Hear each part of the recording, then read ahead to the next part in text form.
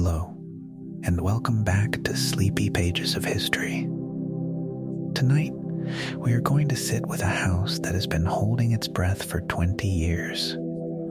Before we settle in, if you find something valuable in these long, quiet histories, a like helps more than you'd think. And if you haven't subscribed yet, it costs nothing, and it keeps these evenings coming.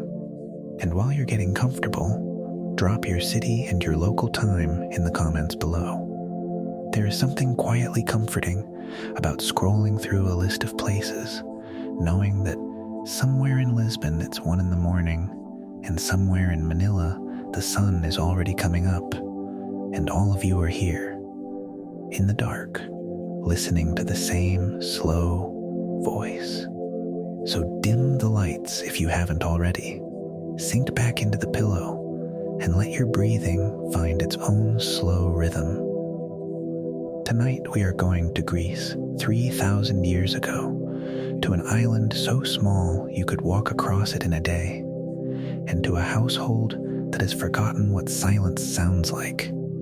The island is called Ithaca, and if you went looking for it on a map of the ancient world, you would not be impressed.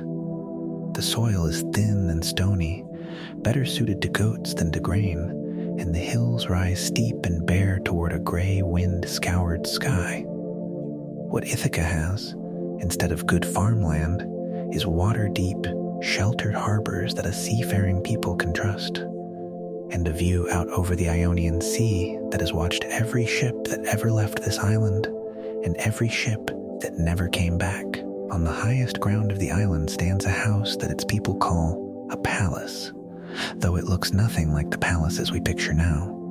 No marble, no gilded domes, just a long, sturdy structure of stone and timber, storerooms heavy with oil and wine, a great hall built around a central hearth where the smoke rises up through a vent in the roof, and a sunlit courtyard where the household dogs stretch and doze against the warm stone. It is, by the standards of its age, a comfortable and well-run home. Or it was, because the man who built it and ruled from it and loved it has not walked through its doors in 20 years. His name is Odysseus, king of Ithaca, and when he sailed away, his son was a newborn small enough to fit along one forearm. He took 12 ships and roughly 600 men east, across the sea, to fight in a war at a city called Troy. That war lasted 10 years, and by every account, the Greeks won it. The other kings sailed home in its aftermath, some quickly, some slowly, some, as we will hear later, straight into disasters of their own making. But of Odysseus, for 10 more years after the fighting ended, there was nothing. No ship on the horizon, no word carried by a passing trader, no wreckage washed ashore to bury and mourn. The sea had simply taken him and said nothing back. And here is the particular cruelty of a Bronze Age kingdom losing its king. There is no safety net underneath it. No council to govern in his place, no clear line of succession waiting patiently in the wings, no law firm enough to hold a throne open indefinitely for a man who may already be dead. There is only a great deal of land, wine, cattle, and gold sitting unclaimed, and a great many ambitious young men who have noticed. By the time our story properly opens, 108 of those young men have moved into the palace of Odysseus. They come from Ithaca and the neighboring islands, sons of good families with nothing better to do, and they are called, with a politeness the situation hardly deserves, the suitors, because every one of them wants the same thing, to marry the queen, Penelope, and with her, everything her missing husband left behind. So they wait for her to choose, and while they wait, they eat. Every day, the king's cattle are slaughtered for their table. Every day, the king's wine cellars are drained a little further. fill the great hall with noise and dice games and demands shouted at servants who have no authority to refuse them. It is, technically, nothing worse than very long hospitality. The Greeks held guest friendship as something close to sacred, a duty owed to any traveler who came asking for food and shelter. The suitors have simply discovered that a sacred custom, stretched out for years on end, becomes something closer to a slow and smiling robbery. At the center of all this stand two people, quietly holding a line that should have broken years ago. The first is Penelope herself, and she may be one of the most underrated minds in the whole of ancient storytelling. She cannot fight these men off. She has no soldiers, no husband, not even certainty that her husband is alive to come home to. What she has is patience, and a mind sharper than anyone in that hall gives her credit for.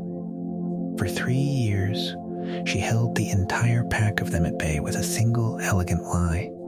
She announced she would choose a husband the moment she finished weaving a funeral shroud for her aging father-in-law, Laertes. Every day, she sat at her loom in full view of the hall, and every night, by lamplight, alone, she quietly unpicked what she had woven, thread by thread. The shroud never grew. The choice never came. It took 3 years and a servant's betrayal before anyone discovered why. The second is her son, Telemachus, and his situation is its own kind of loss. He was an infant when his father sailed for Troy, which means he has grown into a young man of about 20 without ever once seeing his father's face. Without a single memory to hold on to in a house full of men who mock him openly at his own table. He is old enough now to feel the shame of it. He is not yet strong enough to do anything about it. There are 108 of them, and there is one of him.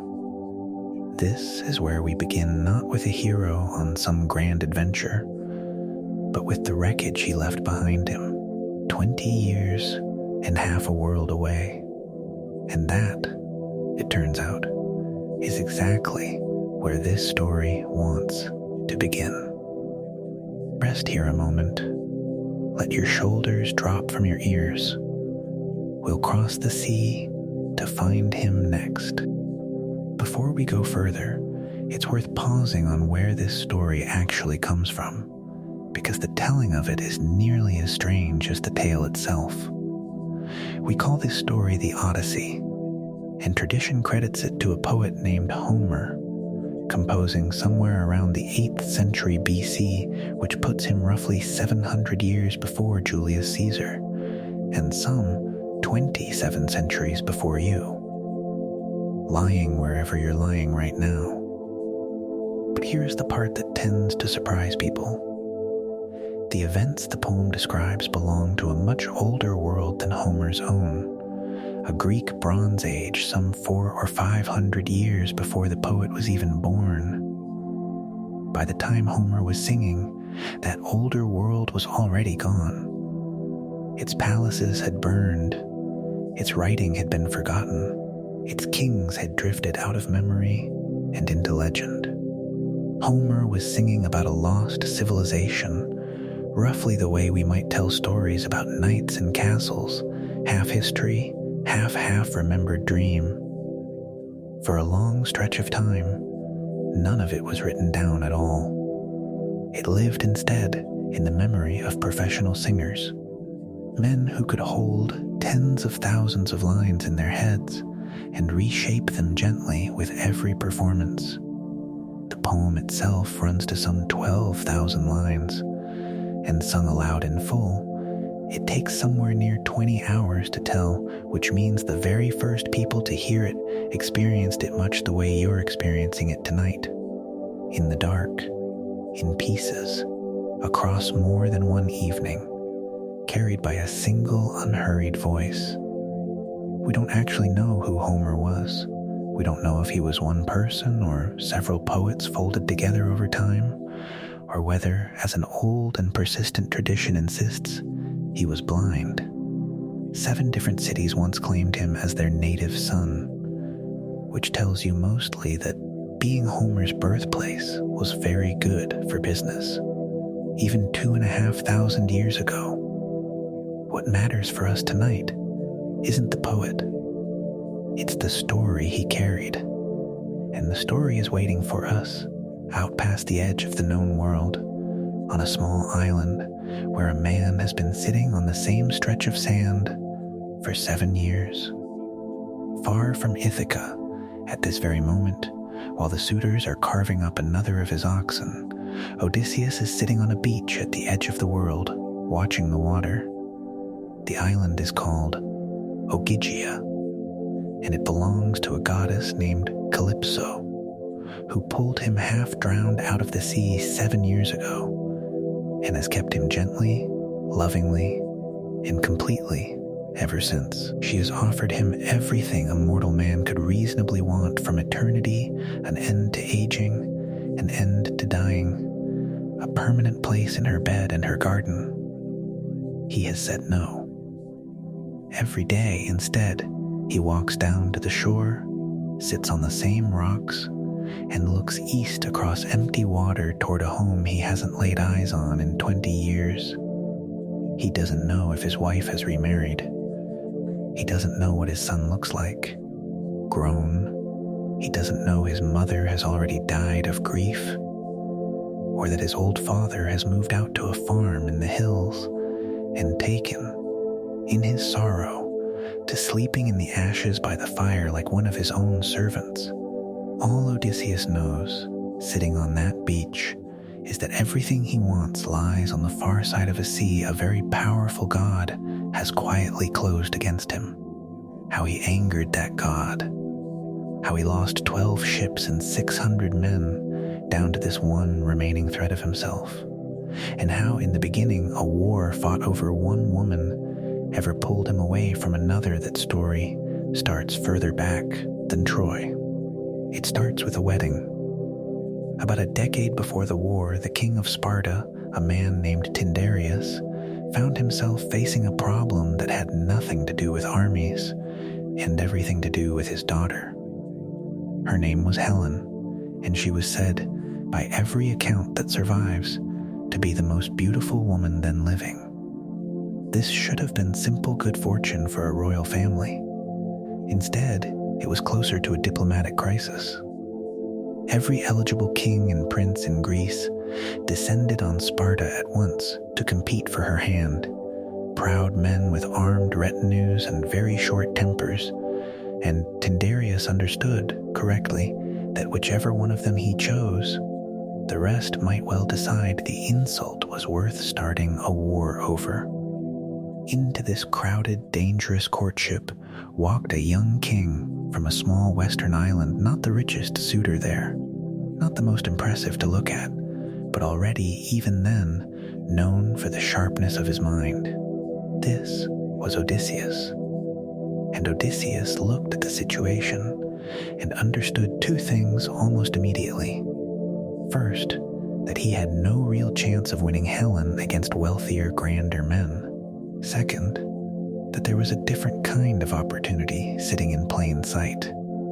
So he went quietly to Tyndareus and offered him a way out of the entire mess in exchange for one favor. The proposal was elegant. Before Tyndareus announced his choice, every suitor in the running would swear a binding oath before the gods that whoever was chosen, the rest would accept it, and more than that all of them would come to that marriage's defense if it were ever threatened. Every man swore it, each one privately certain he'd be the one walking away with Helen. Tyndareus then chose Menelaus, a prince from the powerful house of Atreus, and because every rival had already sworn to accept the outcome, no one could object. In return, Odysseus asked for help winning a different woman, entirely Tyndareus's niece, a clever, level-headed young woman named Penelope. He got her, and by nearly every account that survives, theirs became that rare thing in Greek storytelling, a genuinely happy marriage. Notice what Odysseus had actually done. He'd diffused a dangerous standoff, made himself a powerful ally, and won the wife he actually wanted. He had also, without realizing it, built a trap that would one day close around his own life, because that oath he'd invented was now sitting on the table of Greek politics like a loaded weapon, waiting for someone to pick it up. The someone was a Trojan prince named Paris. Troy itself was a real place. Its ruins still stand today on a low hill in northwestern Turkey, overlooking the strait that links the Aegean to the Black Sea, and archaeologists have dug its massive sloping walls straight out of the ground. In the late Bronze Age, it was wealthy, well-positioned for trade, and to the Greeks, a rich and slightly foreign kingdom on the edge of their world. According to the legend, the trouble began at a wedding on Mount Olympus, where the goddess of discord tossed a golden apple marked simply for the fairest into a gathering of goddesses.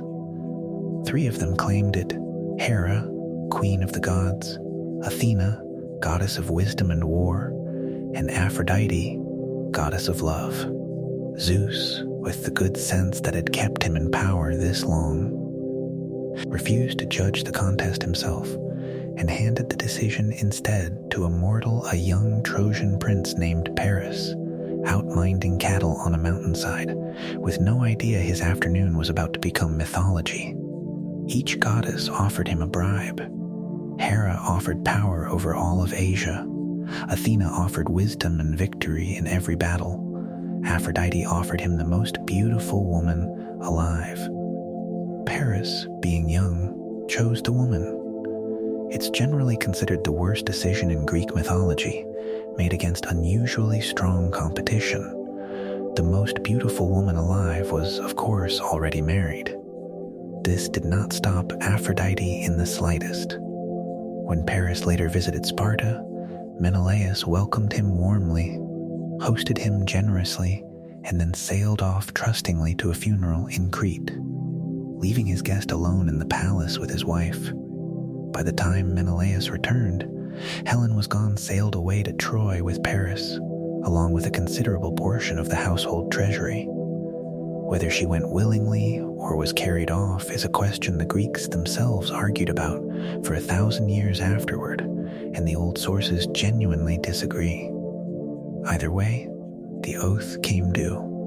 Menelaus went to his brother Agamemnon, king of Mycenae and the most powerful ruler in Greece, and Agamemnon sent out the call.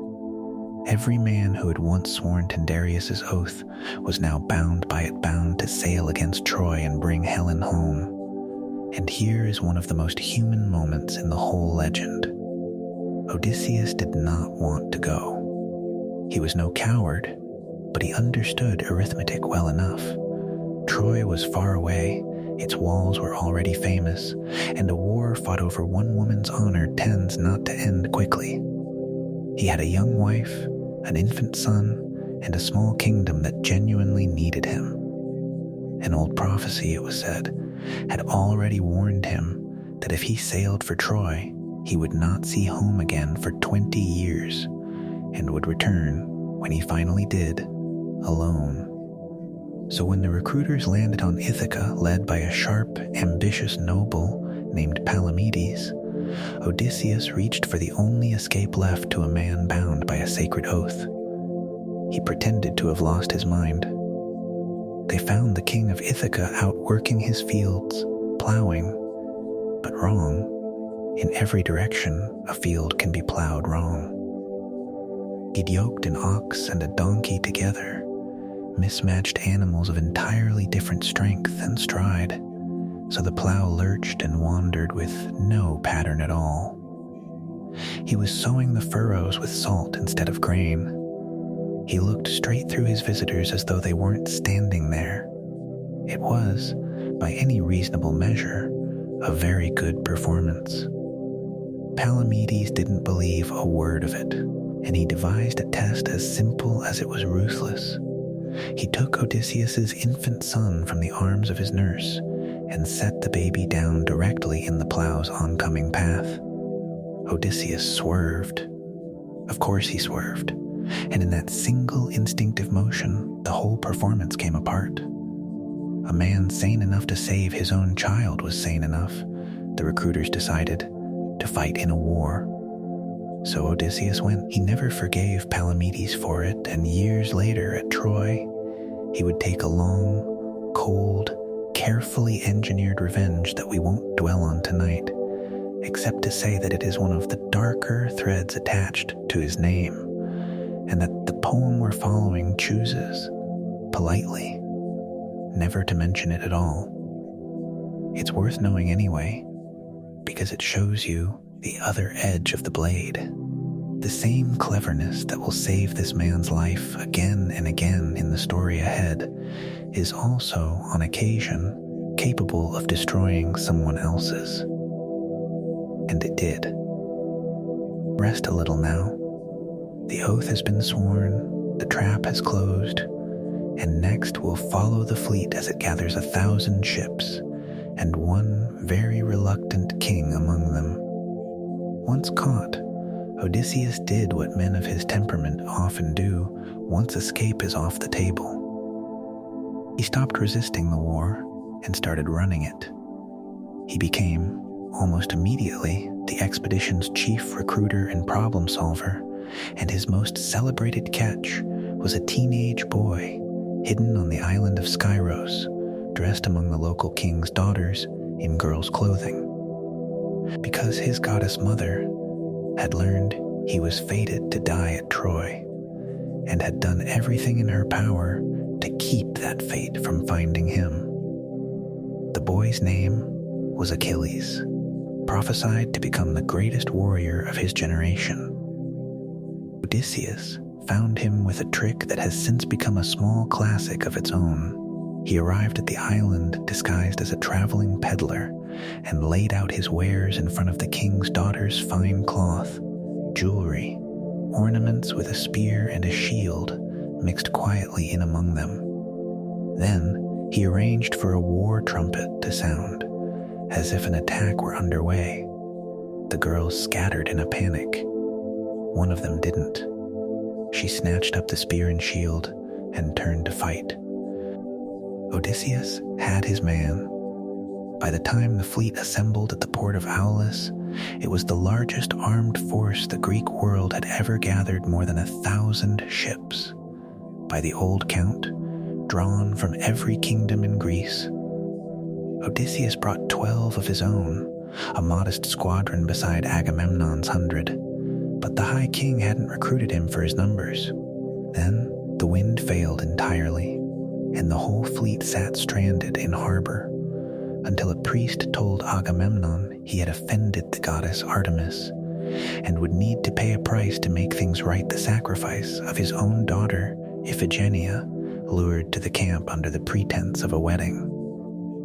The wind rose, the fleet sailed, and behind it, in Mycenae, a queen named Clytemnestra began nursing a long, patient hatred of her husband that would, years later, finish what Troy itself could not. 1,000 ships crossed the Aegean toward a war everyone expected to be short. It consumed 10 years and the best men of a generation, and at the center of it, holding the whole fraying enterprise together with words and nerve rather than a sword, was the man who had once tried to plow his way out of coming at all. The walls of Troy explain most of why.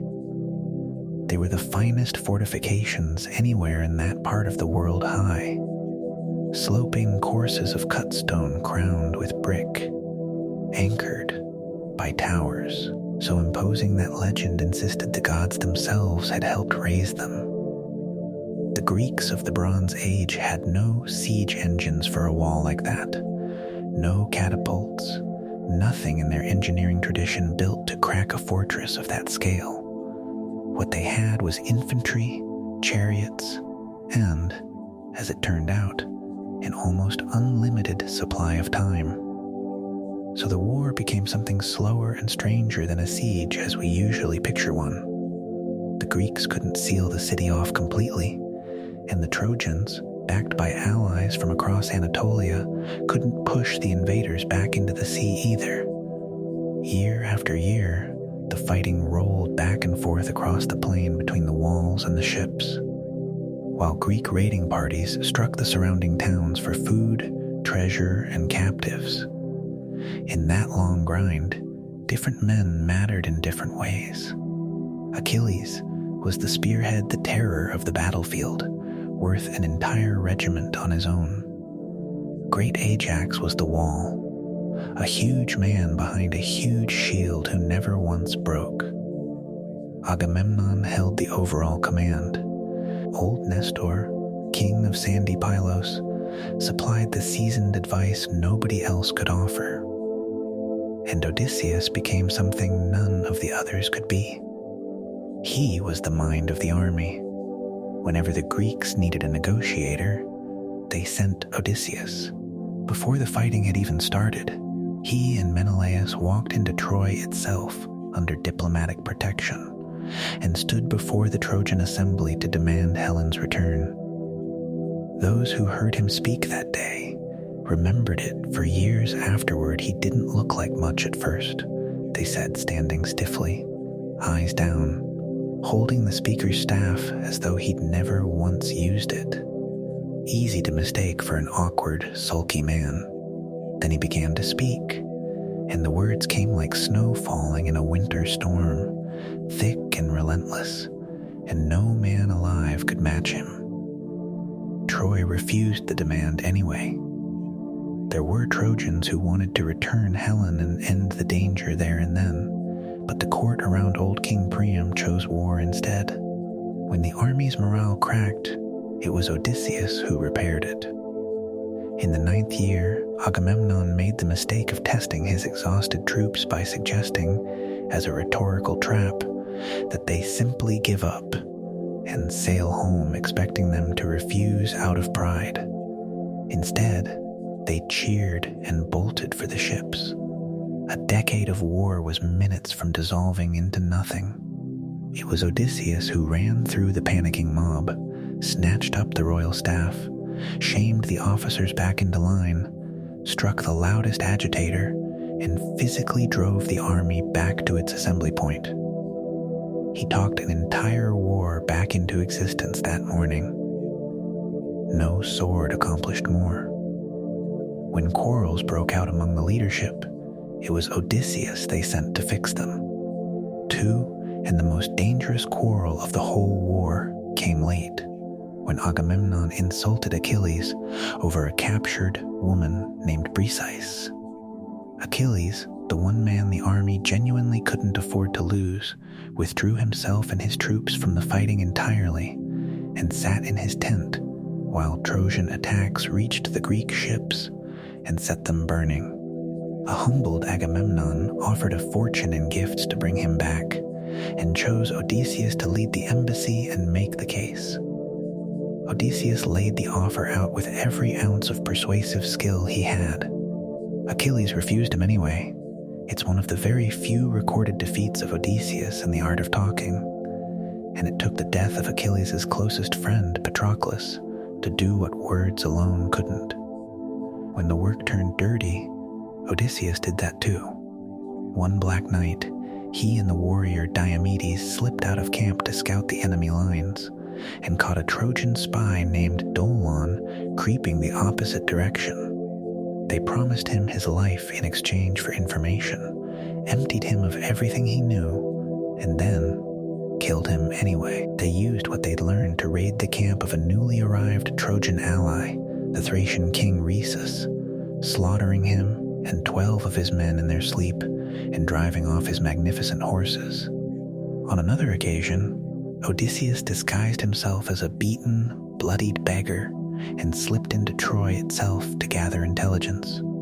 Inside the walls, Helen recognized him and, weary of the city she'd been carried to, kept his secret. Later still, he and Diomedes crept into Troy a final time and stole the Palladium, the sacred image of Athena on which prophecy said the city's safety depended.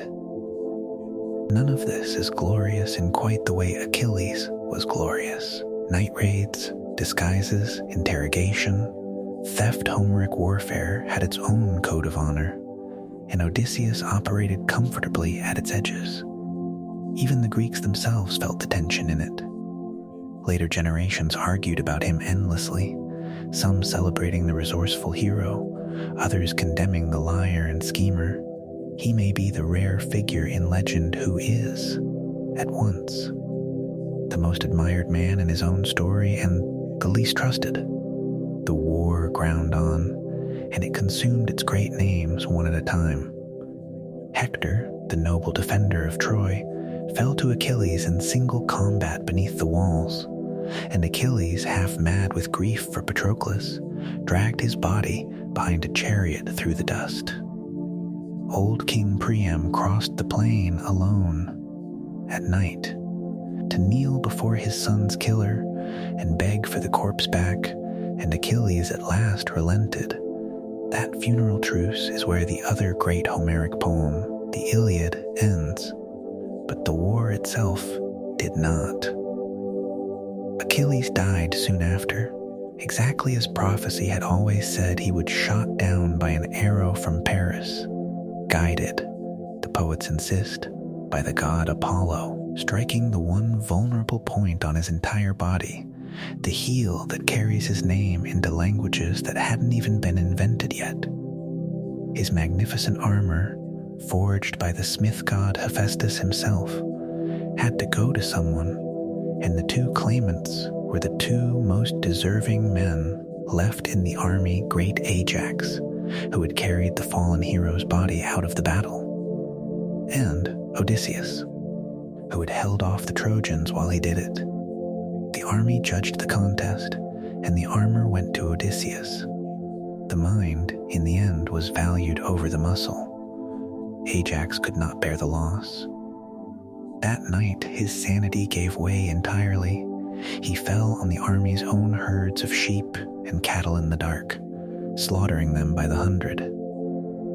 Convinced in his madness that he was finally killing the men who had wronged him, when dawn came and he saw, standing among the carcasses, exactly what he had actually done, the shame was more than he could survive, and he ended his own life by nightfall. The Greeks had lost their second greatest warrior not to Troy at all, but to their own prize-giving. Odysseus, to his credit, argued afterward that Ajax deserved an honorable burial over Agamemnon's objections. He had wanted the armor. He had never wanted this. 10 years in, the Greek army had won in almost every way that didn't matter. Their best fighters were dead or spent. Troy's champion was gone. Paris himself was eventually killed, and the city sat battered, hungry, and stripped of its allies. And still the walls stood, still the gates held. No Greek force had ever once set foot inside them. 10 years of blood had proven exactly one thing beyond argument. Troy could not be taken by force. If it was going to fall, it would have to fall to something else entirely. And on the shore, beside the ships, the man who had spent a decade as the army's brain began quietly turning over an idea. It would involve carpentry, an empty beach, and the most famous piece of livestock in the history of storytelling. Rest here a moment if you like. The war is nearly over. What comes next is the part everyone already thinks they know, and almost none of it happened the way you'd expect. The idea, once Odysseus finally laid it out for the other commanders, must have sounded a little like a bad joke.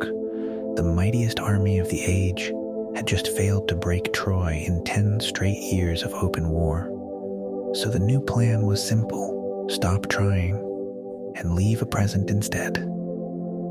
Here's how it worked. Under the direction of a craftsman named Epeius, and with Athena quietly guiding the design, The Greeks built an enormous hollow horse out of wooden planks, tall as a siege tower, polished and finished like an offering fit for the gods. Inside its belly sat a hidden compartment, room enough for a picked force of armed men, somewhere between 24 and 50 depending on which old storyteller you ask, though every version agrees on exactly who was crammed inside it. Odysseus sat in the dark, inside his own idea, packed shoulder to shoulder with the best remaining warriors in Greece. Then the army did the difficult part. It vanished. The Greeks burned their camp to the ground, dragged their ships into the water, and sailed away in plain view of the walls, leaving the great horse standing alone on the empty beach. But the fleet didn't actually go home. It slipped just past the horizon to the island of Tenedos and waited. One man stayed behind on purpose, and his job may be the bravest and least celebrated in the entire war. His name was Sinon, and his task was to be captured. Found hiding in the marshes and dragged before the Trojans, Sinon spun out the story of his life. The Greeks had given up, he told them, and sailed for home, and they'd left the horse behind as an offering to Athena to atone for the theft of her sacred image.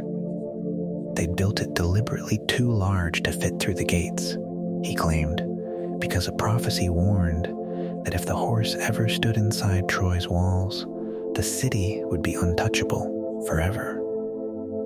And the Greeks, he added, had meant to sacrifice him to the gods for a safe voyage home, but he'd escaped, and now hated his own countrymen for it.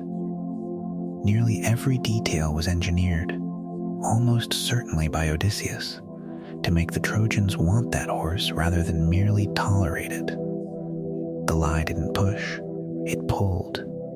Not everyone in Troy was fooled.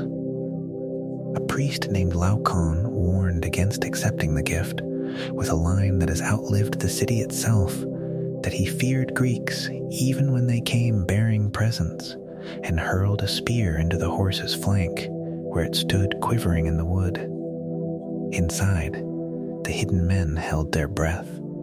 Then, in front of the entire city, 2 enormous serpents rose out of the sea and crushed Laocoon and his sons to death.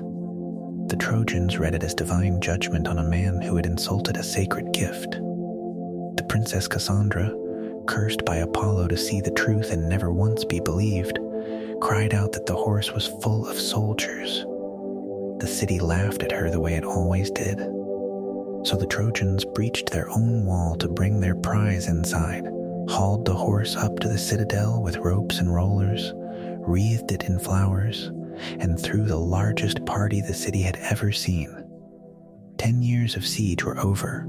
They drank the way people drink when a long war finally ends, and by the small hours, Troy was asleep for the first time in a decade, with no watch worth the name still standing. In the darkness inside the horse, there had been one final test of nerve. Helen herself had come down to it that evening, whether out of suspicion, mischief, or some divided loyalty of her own. No one can say, encircled the wooden animal, calling out in the voices of the hidden men's wives, one by one. One soldier, hearing his own wife's voice after 10 years apart, very nearly answered. Odysseus clamped a hand over his mouth and held it there until Helen gave up and walked away. Everything that night, the war, the fleet, every life packed inside that horse, hung on a single held breath of silence. Deep in the night, Sinon slipped out and lit a signal fire. On Tenedos, the fleet saw it and turned back toward shore, and inside the citadel a hatch opened in the horse's belly, and Odysseus and his men climbed down a rope ladder into the sleeping heart of the city. They killed the few sentries left standing, threw open the gates, and let the returning army pour through. What followed was not a battle. It was the sack of a city, and the old tellings never soften it. The Trojans woke to fire, to screaming, to armed men already moving through their streets. Some fought back, magnificently and hopelessly, half-armed in doorways and courtyards. Priam's own palace became a slaughterhouse. The old king put on armor his body could no longer carry, and his wife Hecuba pulled him toward the household altar, the most sacred place of refuge in his world. It didn't save him. Achilles' teenage son killed Priam at that altar itself, one of the great sacrileges of that entire terrible night. Cassandra fled to Athena's temple and clung to the goddess's statue, and a Greek commander tore her away from it regardless, violating the one sanctuary that should have held. Hector's small son was thrown from the walls so that he could never grow up to avenge his father. The women of the royal house queens and princesses of the richest city in that world were divided among the victors like property. By morning, Troy was a smoking ruin, and everything the Greeks had come for was already loaded onto their ships. They had won the war. In winning it, as we'll hear next, they had also lost something they didn't yet know. They needed the goodwill of the gods who had carried them this far. Let your eyes close for a moment. The fires of Troy are still burning behind us, and there's a very long sea between here and home. Here is the turn in the story that its earliest listeners understood in their bones, and that we need to understand too if the rest of tonight is going to make any sense. The Greeks had won the war, and in winning it, they had lost the gods. Greek religion wasn't built on mercy, exactly, but it was built on limits. Altars were sacred. Temples were sacred. A person who placed themselves under a god's protection was supposed to be untouchable, no matter what. On the night Troy fell, drunk on 10 years of pent-up rage, the victors broke every one of those limits, one after another. Athena, who had backed the Greeks through the entire war, who had helped design the horse itself, turned against them almost overnight, over the violation committed in her own temple. And when the army failed to punish the man responsible, her anger settled over the whole fleet, evenly, like weather. The homecomings, as a result, became a second catastrophe stacked on top of the first. The Greeks quarreled among themselves before they'd even finished loading the ships, and the fleet split apart before it left the harbor. Storms scattered them across the length of the eastern Mediterranean. One commander was shipwrecked, dragged himself onto a rock, and made the mistake of boasting that he'd survived in spite of the gods, and was promptly smashed back into the sea for the remark.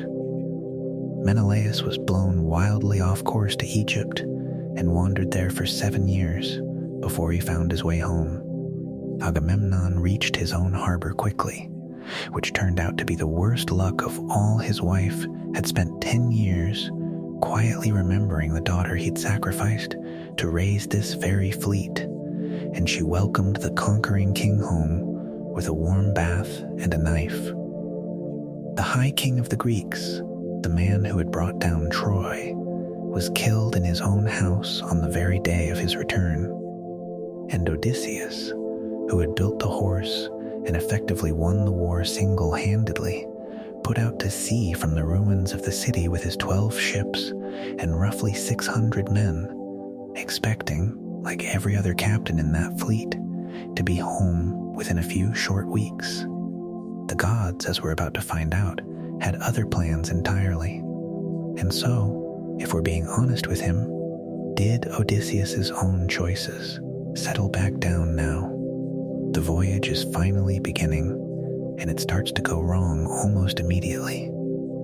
The fleet set sail in the early summer light, 12 ships standing off the Trojan shore, loaded low in the water with plunder.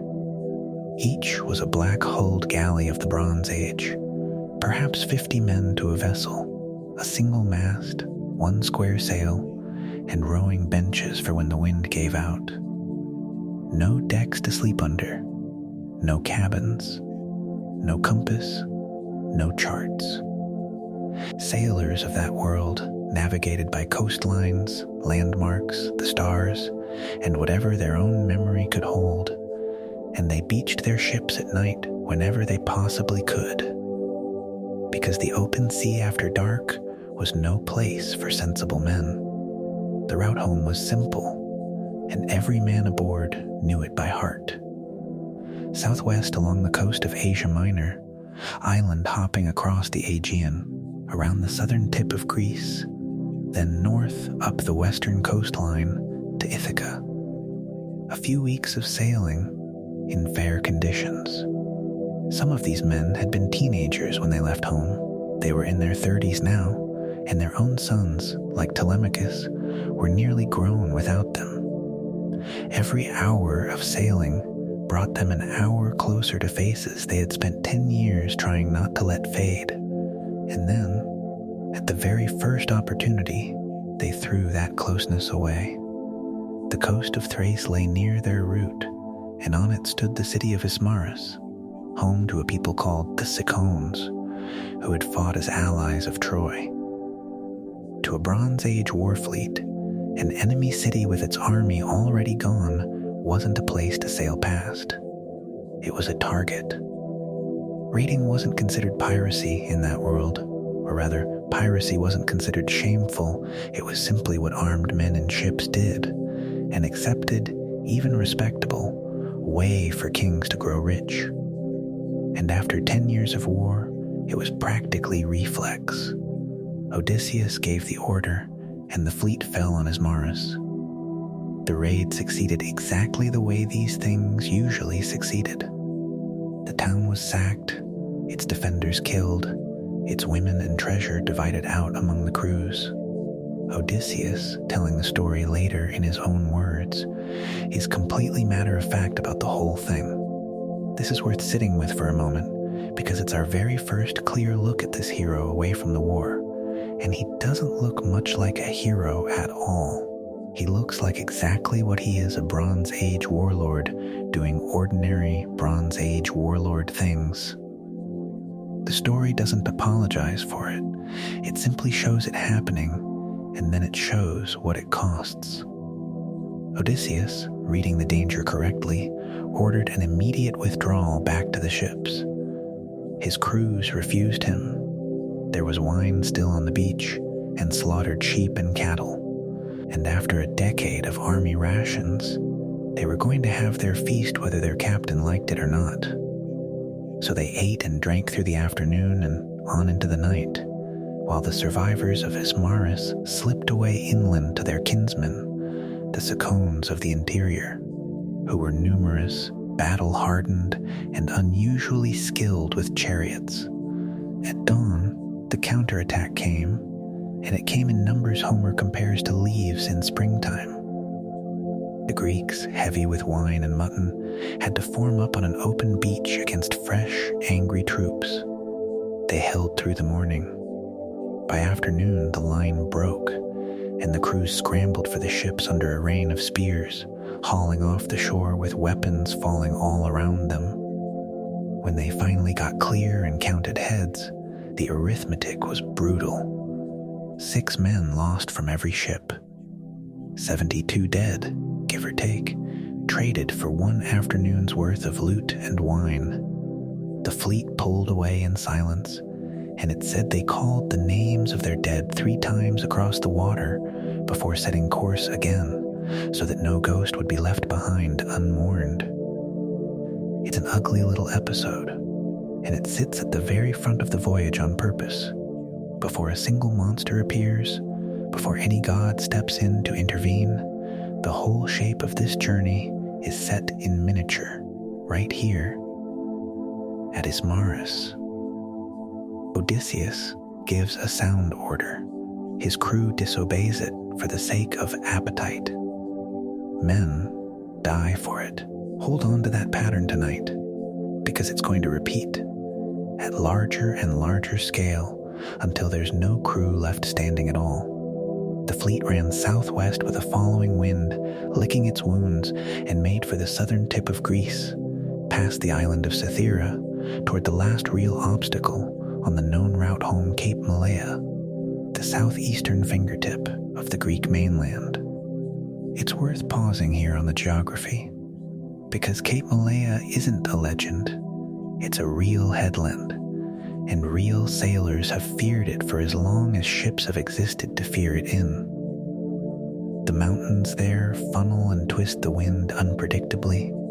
The currents run treacherous, and weather blowing down from the north can throw a vessel off course faster than oars can ever answer it. The old Greeks had a saying about it, round Malea, and forget you ever had a home. Ships wrecked there by the hundred for as long as sailing lasted, and modern divers have found the seafloor around it scattered with wreckage spanning thousands of years. Odysseus's fleet rounded Malea and was, by any reasonable measure, nearly home. Ithaca lay perhaps a week away. Then the north wind came down like a closed fist. It caught all 12 ships at the worst possible place and drove them bodily away from the cape, south, past Cythera, out into open water. For 2 days and nights they ran before it, sails torn, unable to claw their way back. On the third day the sky finally cleared, and they raised sail and tried to beat north again. The wind and current simply wouldn't allow it. For 9 days, by Odysseus's own count, the wind carried them onward across a sea thick with fish, away from every coastline any man aboard had ever seen or even heard described by another sailor. 9 days is the story's way of drawing a line across the map, and then quietly erasing the map underneath it. Everything before Cape Malea is real. Ordinary geography you could visit today: Troy, Ismarus, Cythera, the Cape itself. Everything that comes after it belongs to a different kind of space entirely, a scattering of islands on no chart, home to beings who follow no rules any of these sailors would recognize as human. For the men on those benches, of course, none of this felt like a literary turn. It felt like slow, dawning dread. Bronze Age sailors lived by known coastlines the way we live by roads, and they were now well beyond every one of them, running on guesswork, their water skins going flat, with no idea what shore, if any, might rise up ahead of the bow. 10 years of war had at least been 10 years spent somewhere known. This was something new, the particular fear of simply being lost, which is a different animal from the fear of being attacked, and in some ways worse, because there's nothing out here to fight. Rest easy a moment. On the 10th day, land finally rises out of the water. It looks, at first glance, like the gentlest place they've found yet. On the 10th day, a low green coastline lifted over the horizon. The ships ran in, found fresh water, and the exhausted crews ate what remained of their stores on the beach. It seemed by every outward sign a gentle place. No walls in sight, no chariots, no spear points catching the light on the hills. Odysseus, more cautious now after Ismarus, didn't land the whole force at once. He chose 2 sailors and a herald, 3 men in total, and sent them inland with the simplest instructions in the world: find out who lives here, and whether they eat bread, which was the old Greek way of asking whether the people of a place could be trusted to behave like civilized human beings. The 3 men walked into the green interior of that coast, and they did not come back on their own. The people who lived there were called the Lotus-Eaters, and by every outward measure, they turned out to be the kindest hosts Odysseus would meet on the entire voyage. They didn't attack the scouts. They didn't rob them, or enslave them, or hold them for ransom.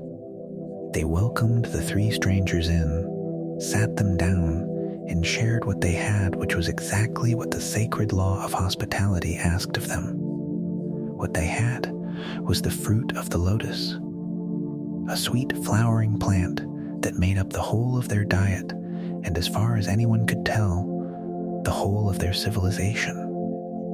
And whoever ate it simply stopped wanting to go home. That's the entire mechanism of the episode, and its quiet horror. The lotus didn't poison anyone's body, and it didn't override anyone's will. The scouts were awake, healthy, comfortable, and perfectly content. They just no longer cared about Ithaca. The wives and children they had spent 10 years fighting to return to faded gently into a pleasant irrelevance, like a story about somebody else's life. All they wanted from that point on was to stay exactly where they were, eating lotus forever. Given everything these particular men had endured to get even this far, the war, the storm, the bloody afternoon at Ismarus, there's something almost merciful in that offer.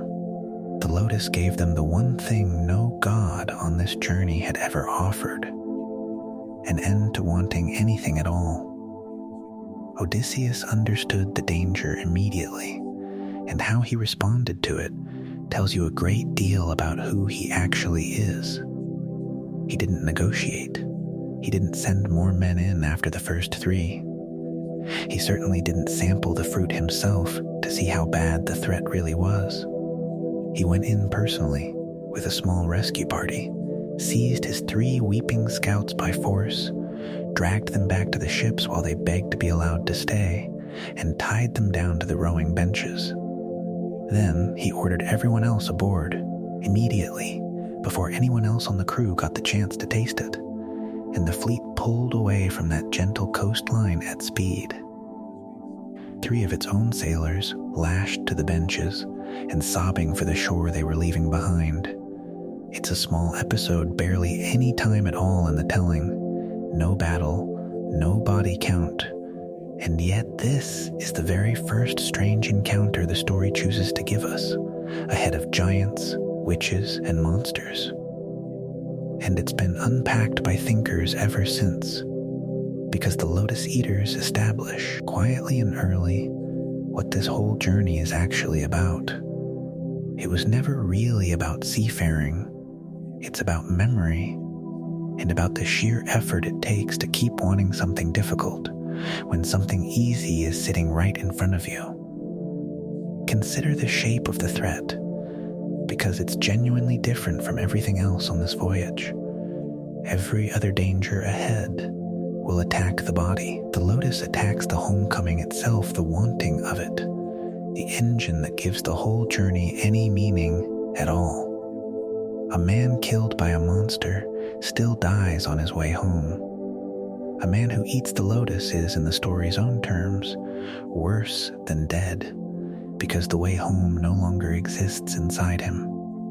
Nothing has actually been taken from him except the desire, and without the desire, he isn't going anywhere at all. He's simply alive, indefinitely, pleasantly, in a place that was never his. There's a word that sits at the very center of this story: nostos, the Greek word for homecoming, the return of the hero across the sea. Pair it with another Greek word, algos, meaning pain, and you get a word that was actually coined thousands of years later by a Swiss medical student trying to describe homesick soldiers' nostalgia, the ache for return. This story is, in many ways, the founding document of that ache, and the Lotus-Eaters are its very first warning that the ache can be cured, and that the cure looks exactly like a kind of death. Odysseus drags his men back to their benches, not because the lotus will hurt them, but because it will make them stop hurting, and the hurt, in this story, is the only compass any of them actually have. It's also worth noticing quietly who gave in and who didn't. The scouts ate. Odysseus did not. This will hold true through the entire voyage ahead. His crew reaches, again and again for whatever comfort is directly in front of them: food, wine, plunder, sleep, safety. And Odysseus, whatever his other failings turn out to be, keeps choosing the harder thing that's further away. Not because temptation doesn't touch him. Later on, it touches him plenty, in the form of comfort, of glory, even of immortality itself. But he can hold a future clearly enough in his mind to outweigh a present pleasure. And most of his men, brave as they genuinely are, simply cannot. In the arithmetic this story runs that one capacity, more than strength, more than courage, is what eventually separates the single man who makes it home from the 600 who never do. The fleet stood back out to sea and left the Lotus-Eaters exactly as it found them: mild, generous, and going nowhere at all. The only people in this entire story who never harmed a single soul. And never will. Their green coastline sank into the haze behind the ships. On the benches, the 3 rescued sailors wept themselves quiet, and then, slowly, as the fruit's hold faded with distance, came back to themselves and their oars, remembering, perhaps with mixed feelings, that they still had wives and debts, and a very long way left to go. Close your eyes now, if you haven't already. Ahead of them lies open water, and in time, another landfall, a rugged coastline of mountains and forest under a smoke-gray sky, and something far larger than a man moving on the slopes above it. This next country did not look gentle, and it was not. Its people planted nothing, plowed nothing, built no ships, held no assemblies, and kept no laws. Each household answered only to itself, tucked into its own cave in the hills. Even from the water, the Greeks could make out the mouths of those caves, the huge pens built for livestock, and here and there on the slopes, figures moving that seemed, at that distance, surely a trick of the light, because they were far too large to be men. Odysseus looked at that shoreline, and his curiosity, the very trait that made him great, and that was about to cost him more than any storm ever had, began to stir. There was a smaller island offshore, wooded, thick with wild goats, safe and empty.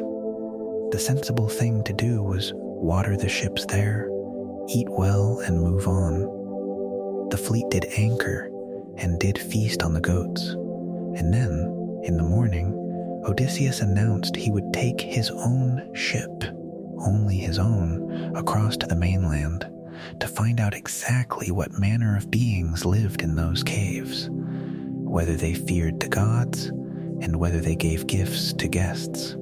He was about to get answers to all 3 questions. They would be the worst answers available to him. Odysseus crossed to the mainland with one ship and picked 12 of his best men for the shore party, leaving the rest to guard the vessel. He also brought along something that seems, at first, an odd item to pack for a reconnaissance mission: a goat skin of extraordinarily strong wine, a gift from a priest of Apollo whose family he had spared back at Ismarus. It was dark, sweet, and so potent that its owner had always mixed it 1 part wine to 20 parts water before serving it. Odysseus brought it anyway, he tells us, because something in his spirit had already warned him he was about to meet a savage stranger, huge and lawless. Hold on to that detail. The wine is the whole story. They found the cave easily enough, a great cavern in the cliffs near the shore, fenced in with a yard of quarried boulders and tall pines. Its owner was out pasturing his flocks, and inside, the Greeks found the home of a surprisingly orderly monster. Pens of lambs and kids sorted carefully by age, racks of cheeses, pails and bowls of milk and whey, everything clean and well managed. The crew, sensibly, wanted to steal some cheese and a few lambs, run for the ship, and leave while they still could. Odysseus refused. He wanted to see the owner, he admitted later, and find out whether the creature would offer them a guest gift. 10 years of war had taught him almost everything, except when to stop being curious. So they lit a fire, helped themselves to the cheese, and waited for their host to come home. He came home at evening, driving his flocks ahead of him and carrying an enormous load of firewood, which he flung to the ground with a crash that sent the Greeks scrambling to the back of the cave. Then he rolled a boulder across the entrance, a stone so vast, we're told, that 22 loaded wagons together couldn't have shifted it, and the Greeks, hidden in the shadows, got their first clear look at him. His name was Polyphemus. He was a Cyclops, one of a race of one-eyed giants, and, as it happened, a son of Poseidon, god of the sea. He milked his ewes and goats in perfect, practiced order, set half the milk aside to curdle for cheese, kept the rest for his own supper, and then built up the fire again, and by its light, he finally saw the men. What followed is one of the most chilling scenes in ancient storytelling, precisely because it begins as etiquette. Odysseus stepped forward and gave a proper, formal speech. They were Greeks, he explained, homeward bound from Troy, blown off their course, and they came to him now as suppliants, hoping for hospitality, or at least a guest gift, as custom demanded. He reminded the giant that Zeus himself protected strangers and punished those who wronged them. It was the correct speech. It was the one that had worked on every civilized shore in the Greek world so far.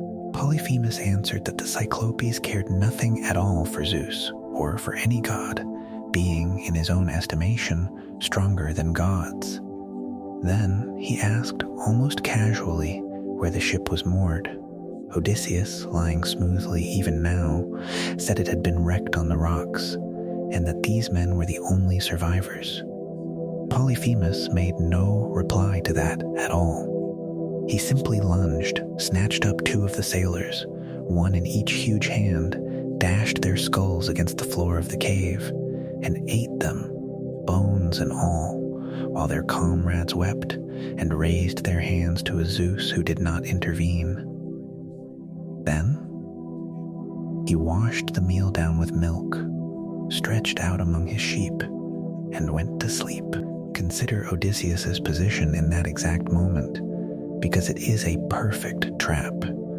His sword hung at his side, and he was seriously tempted to creep across the cave and drive it into the sleeping giant's liver. He stopped himself with one piece of cold, clear reasoning: the boulder.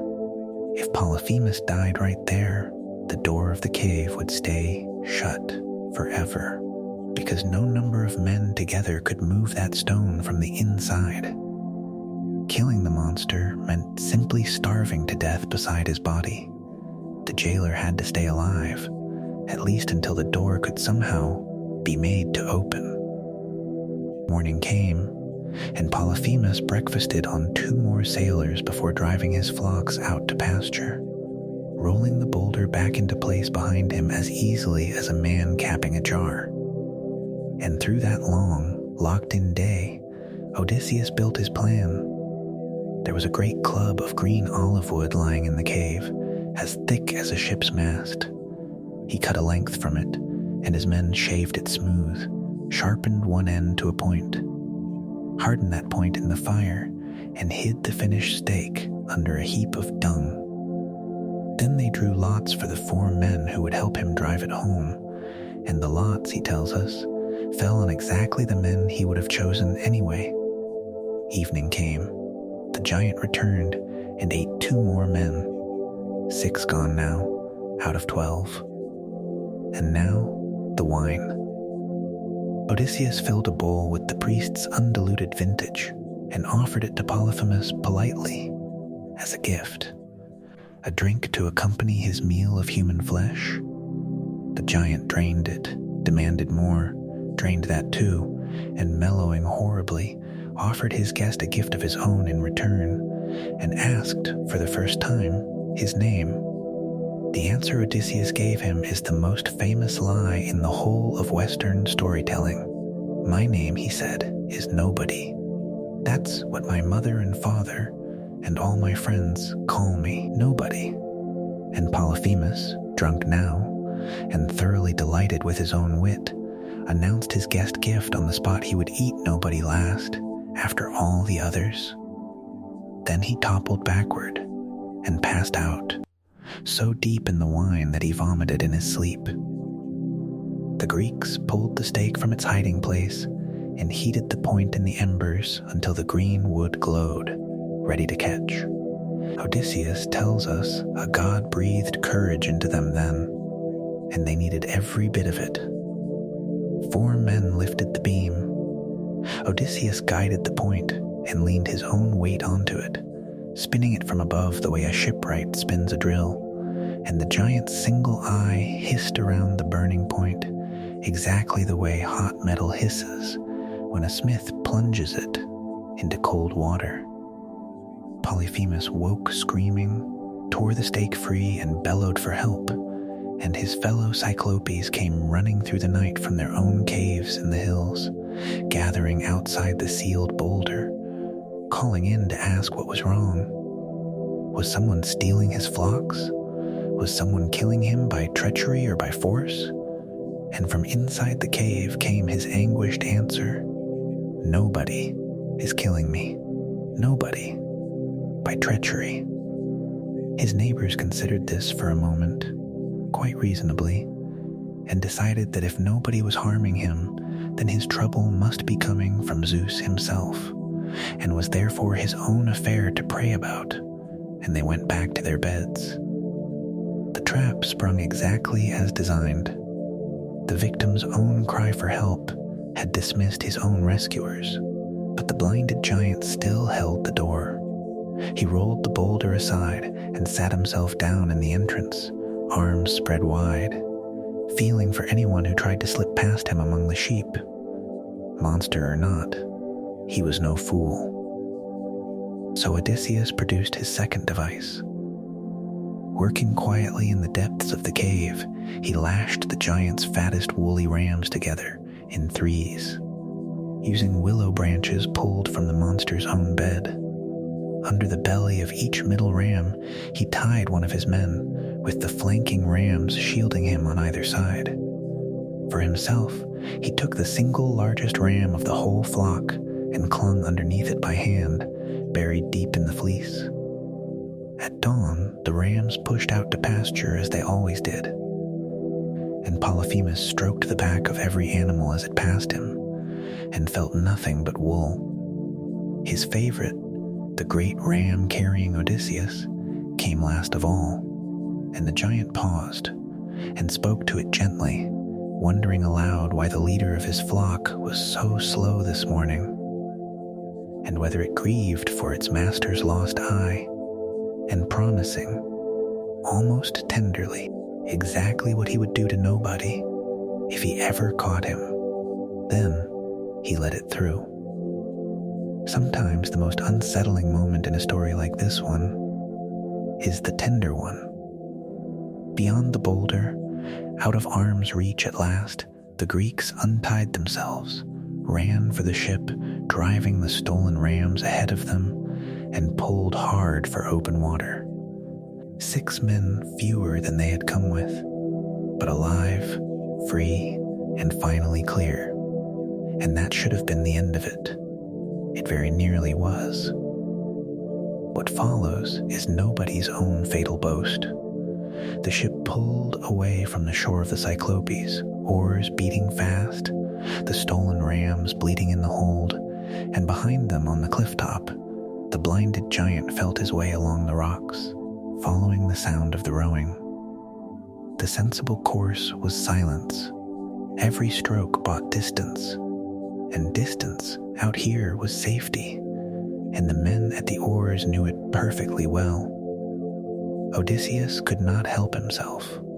When the ship was about as far off the shore as a shout could carry, He stood up and delivered one anyway. Cyclops, he called. If anyone ever asks how you lost your eye, tell them it was your own fault, for devouring your guests in your own house, and that Zeus and the gods have punished you for it. The response was immediate and nearly fatal. Polyphemus wrenched the whole top off a hill and hurled it toward the sound of the voice. The rock came down just ahead of the bow, and the wave it threw up drove the ship backward, so close to the shore that the crew had to pull off the land and row for their lives all over again. His own men begged Odysseus, in so many words, to please stop talking to the giant. Why provoke a creature that throws mountains? He did not stop. This is the moment the whole voyage turns on, so let's slow down and watch it happen properly. The ship clawed its way back out to twice the earlier distance, and Odysseus rose a second time, and this time his own shipmates physically tried to hold him back and talk him down. It was no use at all. Something in him needed this particular monster to know exactly who had beaten him. Cyclops, he shouted across the water, if anyone asks who blinded you, tell them it was no nobody. Tell them it was Odysseus, sacker of cities, son of Laertes, whose home is on Ithaca. Name, title, father, and home address.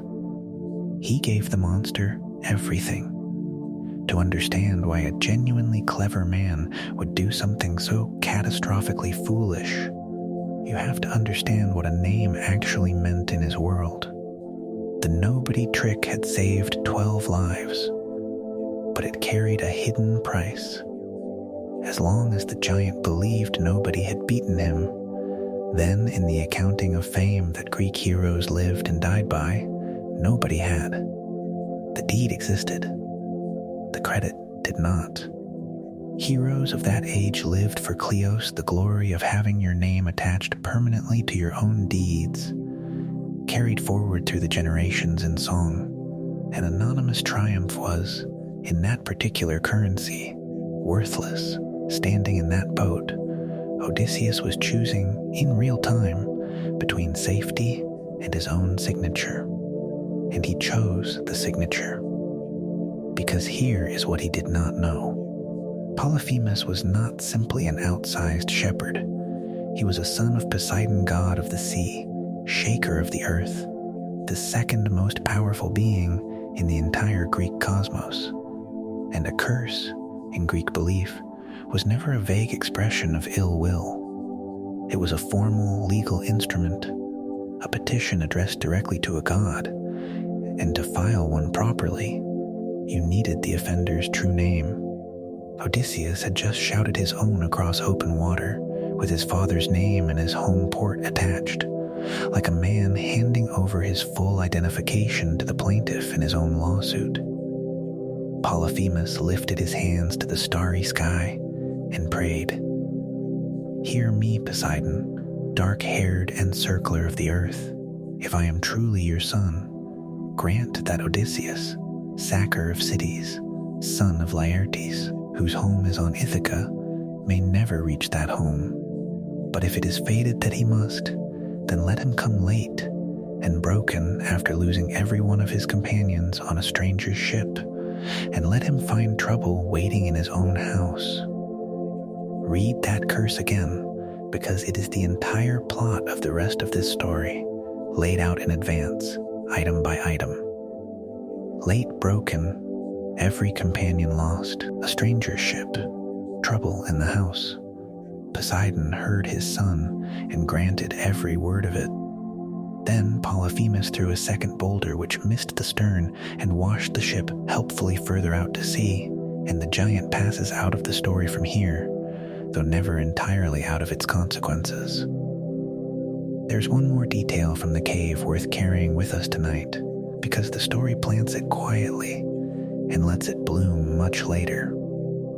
Among the plunder, Odysseus had kept the great ram that carried him out to freedom. Back on the Goat Island, reunited with the rest of the fleet, he sacrificed it to Zeus, burning the thigh bones, and asking in return for a safe passage home. Zeus, we're told flatly, ignored the offering entirely. He had already watched 6 of his own suppliants eaten alive in that cave, and he had also watched the whole affair begin with uninvited men helping themselves to a stranger's cheese. More to the point, Zeus was already, quietly, planning the destruction of the fleet. From this point on, Odysseus has an adversary with a specific personal grievance, and it changes the nature of everything still to come. Storms are no longer simply weather, currents are no longer simply chance. The sea itself, the very road home, now belongs in some meaningful sense to the enemy. Poseidon cannot kill Odysseus outright, because fate, which binds even gods, has already decreed that he will make it home eventually. But everything short of that is permitted, and Poseidon, as it turns out, has a very long list of things that fall short of death. Rest now, if you can.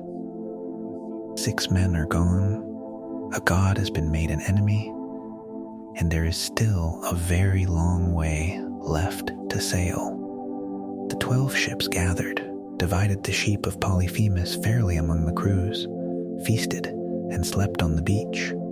At dawn, they rowed out in formation, grieving their dead, glad simply to be alive, and completely unaware that a curse was now traveling with them, written into the water beneath their own keels.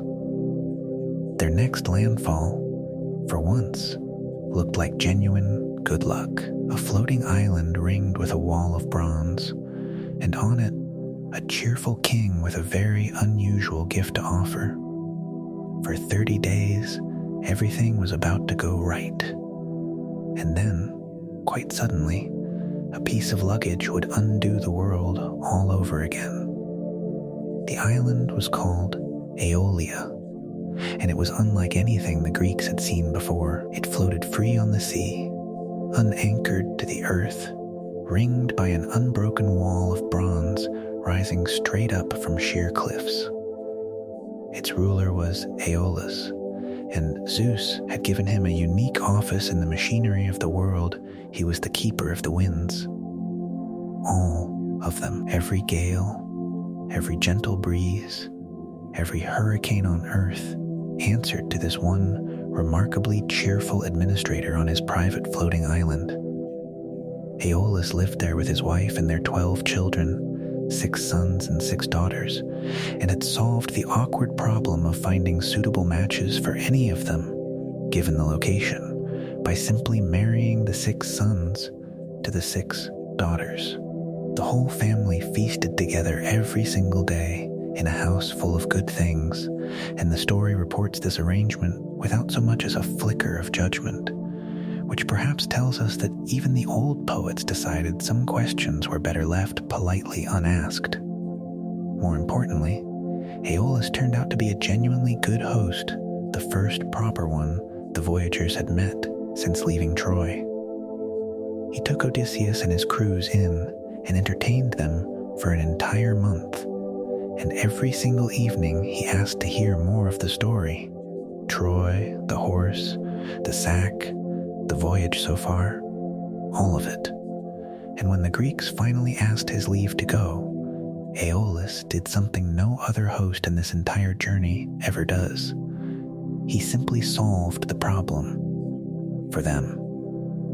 He took the hide of a 9-year-old ox and made of it one enormous bag, and into that bag he packed every wind on earth, except one the whole howling inventory. The northern gales that had already wrecked them off Malaya, the crosswinds, the storms, every last one of them tied shut inside the leather with a bright silver cord, sealed so tightly that not a single breath of it could escape. Then he stowed the bag in the hold of Odysseus's own ship and set loose the one wind he'd left free, a steady, gentle breeze out of the west, aimed to carry the whole fleet directly home. It wasn't really a gift so much as a guarantee. With every contrary wind on earth locked away in that hold, there was nothing left in the sky that could possibly stop them. and for a while, nothing did. For 9 days and 9 nights, the west wind carried the 12 ships east, without a single incident, the longest unbroken stretch of pure good fortune in the entire 10 years since the war began. Odysseus, who trusted no one by this point in his life, would not let anyone else so much as touch the sheet that controlled the sail. He steered it and managed it himself, day and night, without sleep, for the entire 9 days. Hold that fact in your mind for a moment. 9 sleepless days. One hand permanently on the rope, doing everything personally because it mattered too much to hand off to anyone else. On the 10th day, they saw Ithaca, not a distant smudge on the horizon. Either they came in close enough to make out the fires burning on their own home island, close enough, it said, to pick out figures moving around them. 10 years of war and a year of wandering after it. 600 men reduced already by cannibal giants and one-eyed vengeance. And there it finally was, the actual coastline of home. The very harbors they'd grown up sailing out of, an hour or two of easy sailing away. Some of those distant fires, quite possibly, were burning in their own households, and Odysseus, with the end of everything finally in sight, the rope still in his hand, felt 9 sleepless days land on him all at once. He decided the danger was over. He lay down on the deck, and he slept. What happened next happened quietly, in murmurs passed among the crew. There is the captain, asleep at last, and there in the hold sits the bag, the mysterious bag he has guarded like treasure the entire voyage. The bag he will not let anyone touch, or even ask about. The men began to talk among themselves, and we can more or less reconstruct what they said. "Look at him," they murmured. "Everywhere he goes, he's honored and loaded down with gifts, carrying home piles of plunder from Troy. And what are we bringing home after all the same miles, all the same fighting? Empty hands. And now Aeolus has given him this a bag full of silver and gold, no doubt, and told no one what's really inside it. Let's just look. Quickly, see how much treasure is actually in there." Try for a moment to be fair to them. They had rowed and bled through everything their captain had, and had genuinely nothing of their own to show for it. He had told them nothing at all about the bag, and secrecy from a man already famous for cunning invites exactly one interpretation. They weren't mutineers. They were tired, poor, quietly jealous men within sight of their own chimney smoke, taking one unauthorized look at the captain's luggage. 99 times out of 100, that story ends in nothing worse than embarrassment. They untied the silver cord. Every wind on earth came out of that bag at once. The hurricane that erupted from the hold seized all 12 ships and hurled them bodily away from Ithaca, while the crews howled in despair, and Odysseus woke into the sound of it, into the sight of his own home island being torn away over the horizon by something he had personally carried aboard with his own hands. He tells us plainly what passed through him in that moment. He seriously considered going over the side and letting the sea have him. He weighed drowning against enduring, and chose, in his own flat and exhausted phrase, to endure covering his head with his cloak and lying perfectly still while the storm blew his entire life apart around him. It may be the darkest sentence he speaks in this whole story, and it's spoken about a disaster caused not by any monster, not by any god, but by his own crew's small, understandable jealousy, and his own decision, at last, to close his eyes. The storm blew the fleet back with terrible precision, all the way to Aeolia, back to the bronze wall and the floating island, back to the very door they had left 10 days before. Odysseus walked up to the house of Aeolus with one companion and a herald, and found the whole family at dinner, and sat himself down on the threshold like a beggar. The astonishment in the hall was total. How could he possibly be here again? What evil power had done this to him? And Odysseus told the truth, which for him is always worth noting. "My own cursed crew," he said, "and sleep ruined me. Said it right, my friends. You have the power to do it."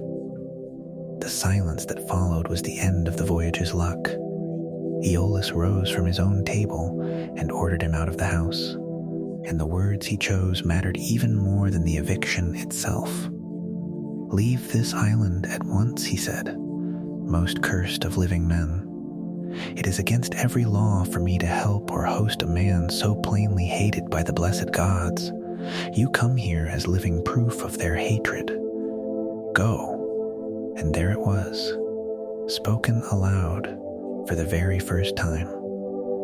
Hated by the gods. Aeolus, a professional in the weather business if there ever was one, had examined all the facts of fair wind home, a 9-day guarantee, and a hurricane out of a sealed bag within sight of the destination, and reached the only diagnosis available to him. This was not misfortune. This was policy. Somewhere in heaven, someone with real jurisdiction had it in for this man, and no sensible host anywhere in the world should risk touching him. The curse from the cliff top was beginning, quietly, to show its teeth not as drama, but as paperwork. Doors were simply going to start closing now, everywhere, politely and permanently.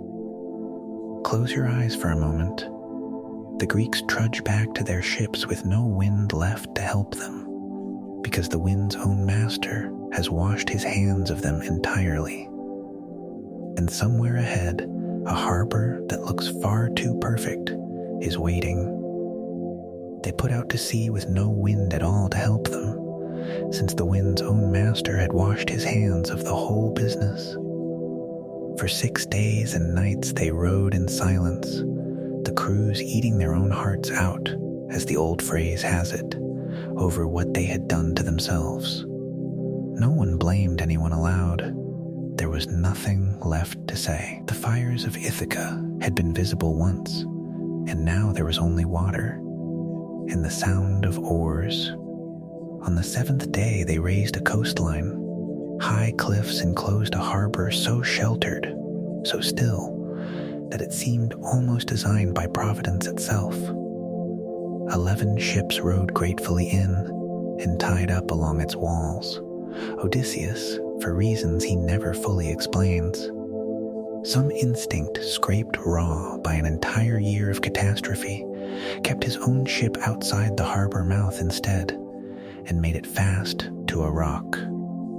That single decision was about to make him one of the loneliest commanders in the history of the sea. The harbor was called Telepylus, in the land of the Lastrygonians, and from a sailor's point of view, it was perfect. Sheer cliffs wrapped it round on every side. 2 headlands nearly touched at its mouth, and inside, no wave ever rose at all.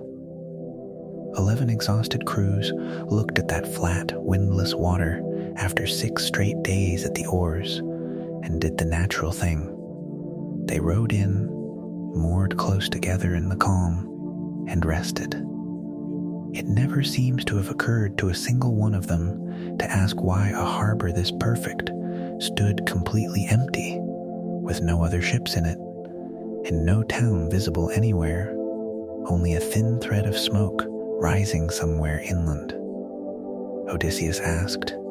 He didn't row in. He tied his own ship to a rock outside the entrance, climbed a crag to look over the surrounding country, saw nothing but that same distant smoke, and did what he'd done on every strange coast since the Lotus-Eaters. He sent 3 men, 2 sailors and a herald, to find out who lived there and whether they ate bread. The scouts followed a wagon road inland and met at a spring outside the town, a girl drawing water, a strapping girl, we're told, the daughter of the local king, Antiphates. They asked her politely who ruled this land. She pointed toward her family's house, and the scouts walked to it and found inside a woman the size of a mountain peak who called at once for her husband. The king came home from the assembly, and his idea of receiving foreign visitors turned out to be quite direct. He snatched up one of the sailors and began preparing him for dinner. The other two scouts ran for their lives back down the wagon road, and behind them the king raised a cry through the town, and the Laestrygonians came pouring out of their houses, thousands of them, not human-sized at all, but giants.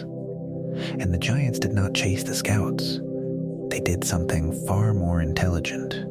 They went straight to the cliffs. Understand the geometry of what happened next, because it's exactly what turns a perfect harbor into a perfect trap. 11 ships lay moored side by side on flat, still water, enclosed by high rock on every side, with a single narrow gate back to the sea. The Laestrygonians lined the cliff tops around the entire basin and began tearing boulders loose and dropping them straight down onto the packed ships below. There was no cover down there, no room to maneuver, no wind to sail by, nothing at all beneath the falling stones but wooden hulls and human beings. The massacre is told in only a handful of terrible lines: the crash of splintering ships, the cries of dying men, the giants wading in afterward to spear the swimmers like fish and carry them off for their meal. Quite plainly, we're told. Odysseus, outside the harbor mouth, could hear every bit of it and could do nothing about any of it. Nothing except one thing. He drew his sword, cut the cable holding his own ship to the rock, and shouted his crew to the oars. And they rowed for open water in terror of their lives, while the harbor behind them boiled. His ship, the single one anchored outside, was the only one that escaped. The arithmetic of that afternoon is worth sitting with for a moment, because the story doesn't dwell on it, and the speed of the telling can hide just how large the loss actually was.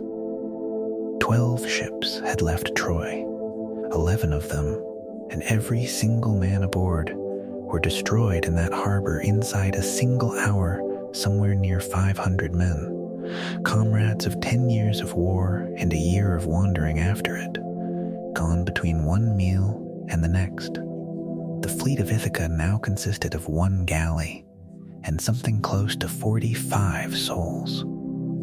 Everyone else who had sailed away from home a decade earlier than neighbors, the cousins, the boys who had grown into men on the beaches outside Troy, ended their story in the bellies of giants, in a nameless inlet somewhere beyond the edge of any known map. When the people of Ithaca eventually counted the true cost of this whole war, this single hour turned out to be most of it. And notice, because the story quietly insists that we do, what actually saved that one ship, not strength, not divine favor, certainly not luck. A decision. Odysseus had looked at a perfect harbor and declined it, on no hard evidence at all, purely because a year of catastrophe had already taught him that perfect things offered freely to tired men are usually bait. Paranoia is an unkind word for it. This story would call it having learned something the hard way. The captain who once slept peacefully within sight of Ithaca does not sleep here, and the entire difference between those two men, measured honestly, is 11 ships. The lone ship fled on across empty water, and the mood aboard it is caught in one strange, honest sentence glad to have escaped death, and grieving all at once for their dear companions, glad and grieving in the very same breath, which may be the most truthful description of survival that's ever been written down. In time, they raised a low, wooded island and beached the ship along its shore.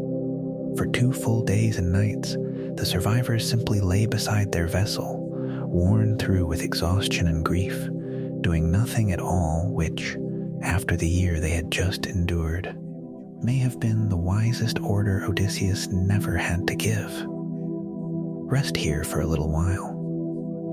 There is smoke rising again from somewhere deep in the trees ahead, and this time, the house it leads to belongs to someone who sings. On the third day, Odysseus took up his spear and sword and climbed to a lookout, and there it was smoke, rising from a house deep in the forest. He thought about walking straight to it, and decided instead to feed his men first, and for once, Providence cooperated. A huge stag crossed his path on the way back down to the ship, and he killed it and carried it home across his own shoulders, and the crew feasted on the beach and slept. At dawn, he called them together and told them the truth of their situation, which was that he genuinely did not know what their situation was. "Friends," he said, "we don't know east from west out here, where the sun rises or where it sets. We're off every chart that exists. There was smoke inland, and someone had made it. And the only way forward was to find out who." The men, hearing this, broke down and wailed aloud, and it isn't hard to understand exactly why. They remembered the last 3 times someone had gone to see who made the smoke. The Lotus-Eaters, the Cyclops, the Lestrygonians. In their experience by now, smoke on the horizon meant that some of them were about to be eaten. It wasn't cowardice. It was pattern recognition, hard-earned. Odysseus, unmoved, did what commanders often do with decisions too heavy to make cleanly. He let chance make it for him. He split the survivors into 2 groups of roughly 22 men each, one under himself, the other under his second in command, a big, brave, somewhat unsteady kinsman named Eurylochus. They shook lots in a bronze helmet, and the lot that jumped out belonged to Eurylochus. So Eurylochus and his 22 marched inland, weeping as they walked, and the men left behind wept too, watching them disappear into the trees. Deep in a forest clearing, they found a house of polished stone, and around it, wonder of wonders, mountain wolves and lions prowled the grounds and did not attack. Instead, they rose up on their hind legs and fawned over the visitors like dogs greeting their master home from dinner, wagging and cringing in a way that was somehow worse than an outright charge would have been. From inside the house came the sound of a woman singing, a lovely voice weaving at a great loom. The men called out. The doors opened on a gracious lady who invited them in for food and rest, and the whole platoon trooped happily inside. All but one.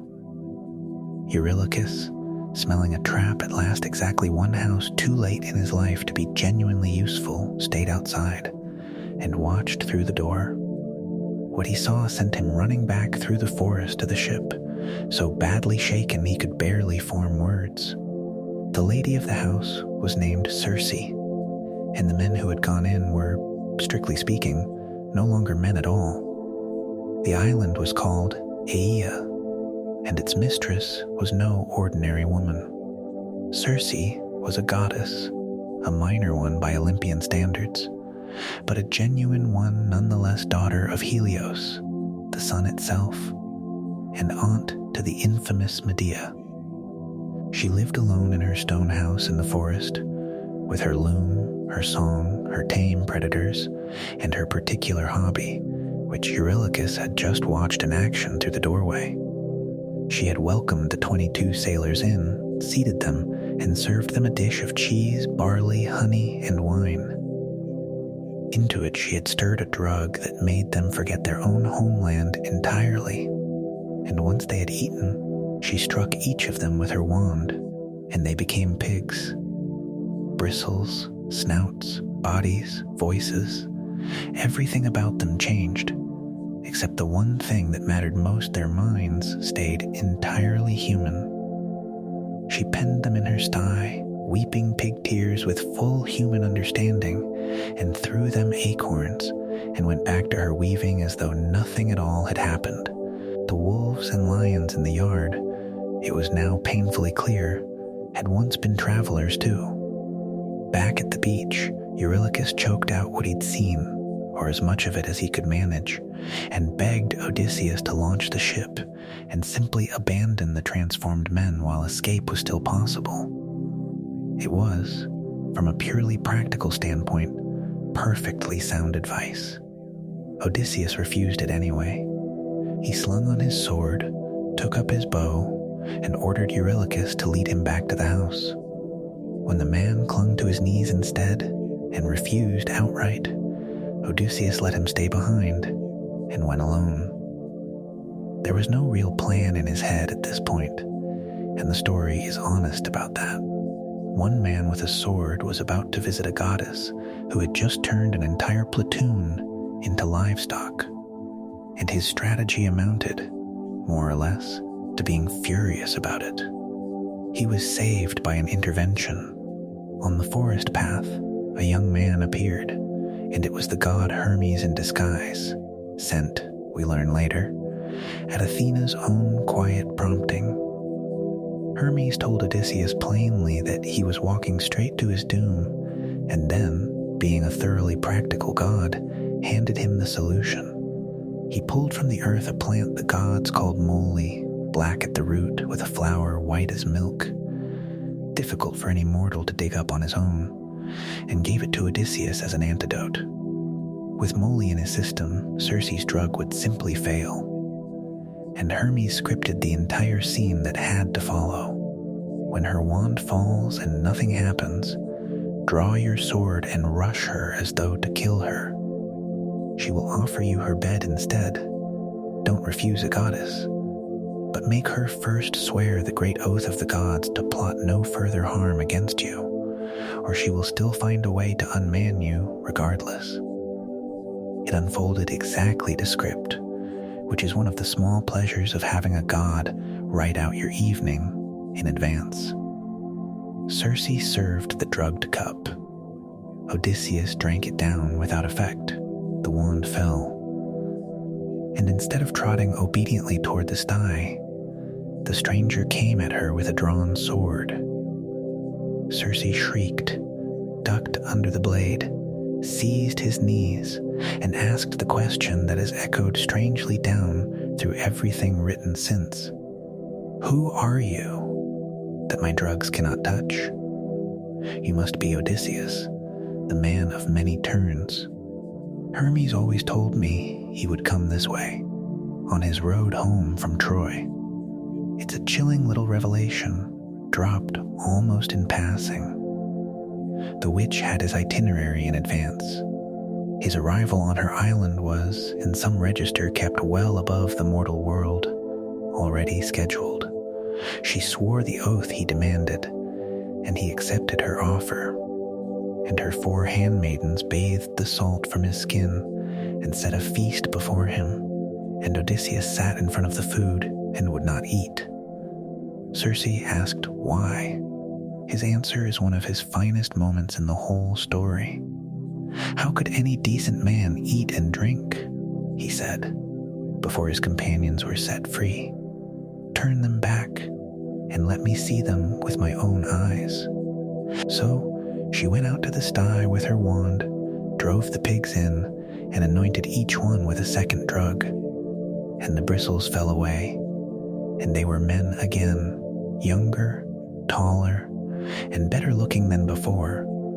The story insists, and they knew Odysseus immediately, and wept, every man of them. And the goddess herself, we're told, was moved by the sound of it. Then Circe did something no one on this voyage expected. She invited the entire crew to stay.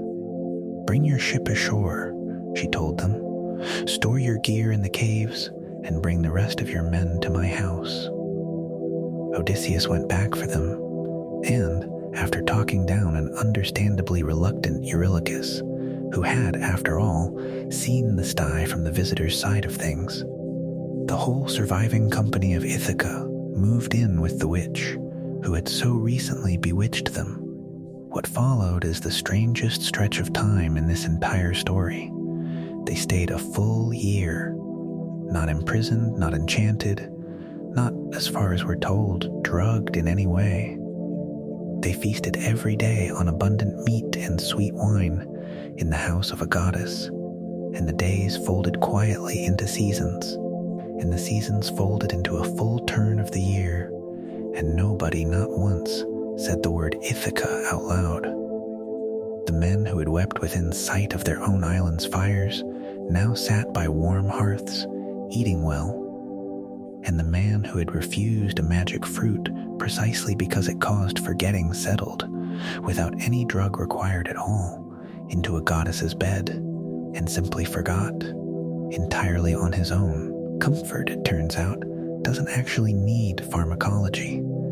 It ended the way these things often end with the men, gently nudging their leader. His crew took him aside one evening, and their words have a careful, patient sound to them, the sound of people waking a sleepwalker. "Strange man," they said, "remember your homeland now, if it's truly fated that you ever reach it." And Odysseus woke. "Rest for a moment here, before we go on. There is one more journey Circe is about to ask of him, and it is unlike anything the sea has asked of him yet." Circe did not send him home. She sent him, instead, somewhere no living sailor was ever meant to point a ship, and she told him so plainly, without any softening. "Before you can go home," she said, "you must go down. Not down into a cave, not down into a strait, down into the house of the dead, to the kingdom of Hades and dread Persephone, to speak with the blind prophet Tiresias, the one soul in all the underworld who kept his wits about him even in death, the only shade Persephone allows to think and reason like a living man. Every other spirit down there," Circe warned him, "is a flitting shadow, a memory of a person with nothing left inside it. Only Tiresias can actually tell you anything." And so, Odysseus and his crew, who had just spent an entire year forgetting the word Ithaca existed, sailed instead toward a shore that does not appear on any chart, because it is not, strictly, a place that receives light. If you have been drifting in and out with me tonight, this is a good stretch to let yourself go fully under. What follows is quiet and strange and a little cold, and there is nothing in it you need to hold on to tightly. Just let the voice carry you down. They sailed north, Circe's directions in hand. To the edge of ocean itself, the ancient Greeks pictured the world as a disk of land ringed by a single great river sea, and past its far bank, they believed, lay a country the sun's rays never actually touched, wrapped in permanent mist and cloud, home to a people called the Cimmerians, who lived and died without ever once seeing daylight. It is here, at this outer boundary of everything mapped and known, that Odysseus beached his ship and walked the last stretch alone to a place where two rivers of the underworld, the Pyriphlegethon and the Cocytus, empty into a third, the Acheron. He dug a pit as Circe had instructed him, a trench a forearm's length in each direction, and poured into it the offerings the dead require, milk and honey first, then sweet wine, then water, and over all of it a scattering of barley. Then he cut the throats of a black ram and a black ewe, and let their blood run down into the trench, dark and warm, into the cold ground. And the dead came. They came, the story tells us, in crowds brides who had died before their wedding nights, young men cut down before their time, old soldiers still marked by their wounds, and a great confused rush of ghosts, all drawn by the smell of blood, all crowding the pit with a thin, dry, chattering sound. And Odysseus, sword drawn, held every single one of them back, not out of cruelty. Circe had been specific. The blood was for one shade alone, until that shade had drunk and spoken. Everyone else had to wait their turn, hovering just beyond the edge of the trench, hungry for the one thing that could make them, briefly, remember how to be people. The first to reach him anyway was not who he expected.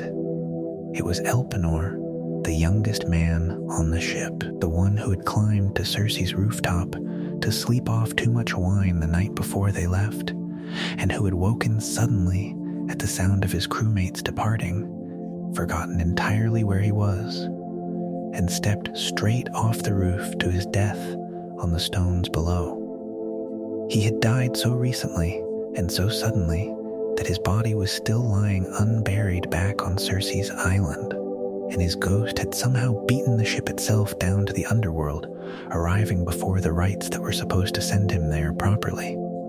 He begged Odysseus for one thing only: go back when this is done, and burn my body, and raise a mound for me, and plant my oar in the earth above it, so I am not forgotten by the living just because I was forgotten by myself.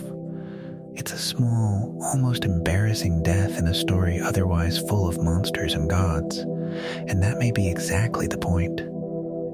Not every man in this war and this voyage gets to die meaningfully. Some of them just fall off a roof. Then came a shade Odysseus had not called for and did not want to see.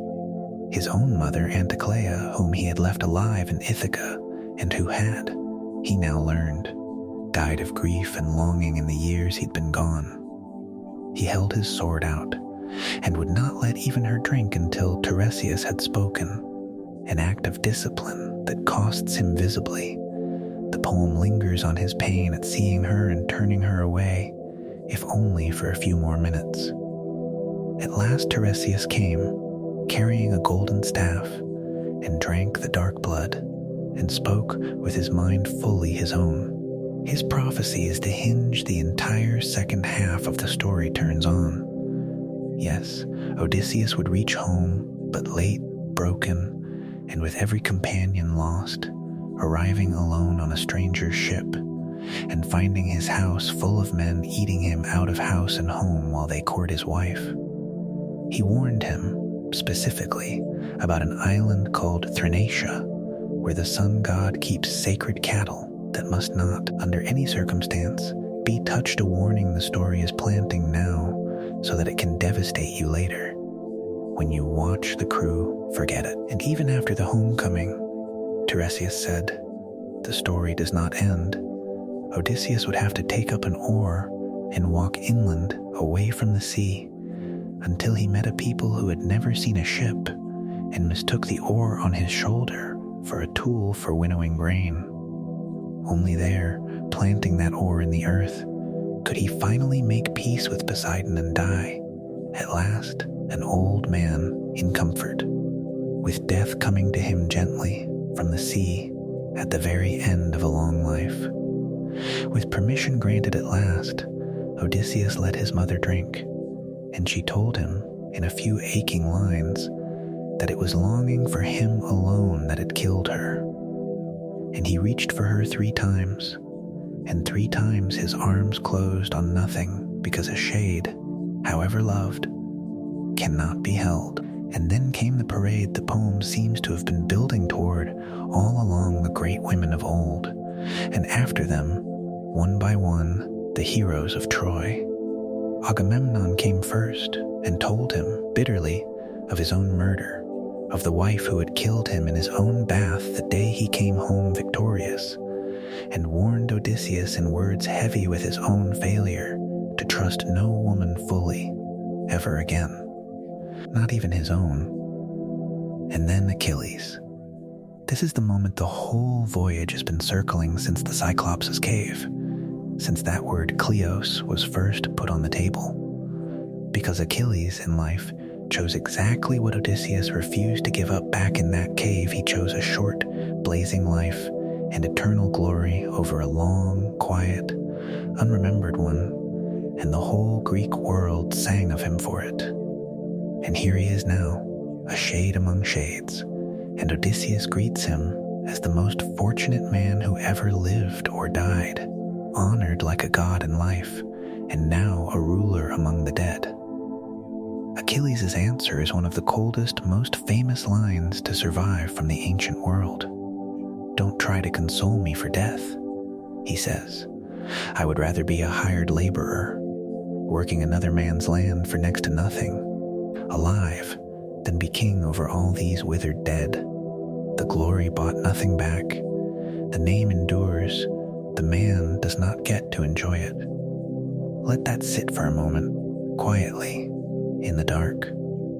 It is not a small thing this story is telling you, tucked in among the ghosts. There were more shades still Ajax, who died by his own hand after losing the contest for Achilles' armor to Odysseus himself, and who now stands apart, silent, refusing even to speak to the man he still blames, no matter how Odysseus tries to make peace with him. And behind the heroes came a colder parade still, of legendary sinners, men whose old crimes had earned them punishments that have outlived every other detail of their stories, a king reaching forever for fruit and water that recede the instant he touches them. Another endlessly rolling a boulder up a slope, only to watch it roll back down. A punishment so vivid and so precisely awful that both men gave their names, in English, to words we still use for the exact shape of that suffering. But the crowd of the ordinary dead was growing thicker by the moment, pressing closer with a rising wordless murmur.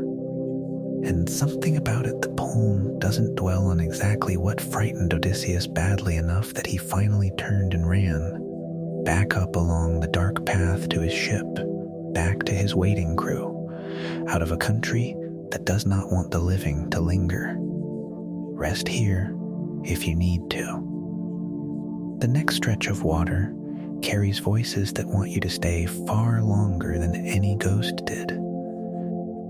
Back on Circe's island one last time, because the dead had told him things the living still needed to prepare for, Odysseus found the witch waiting for him with no trace of surprise, as though she had known all along that the Underworld would simply be a stop on the way, not a destination.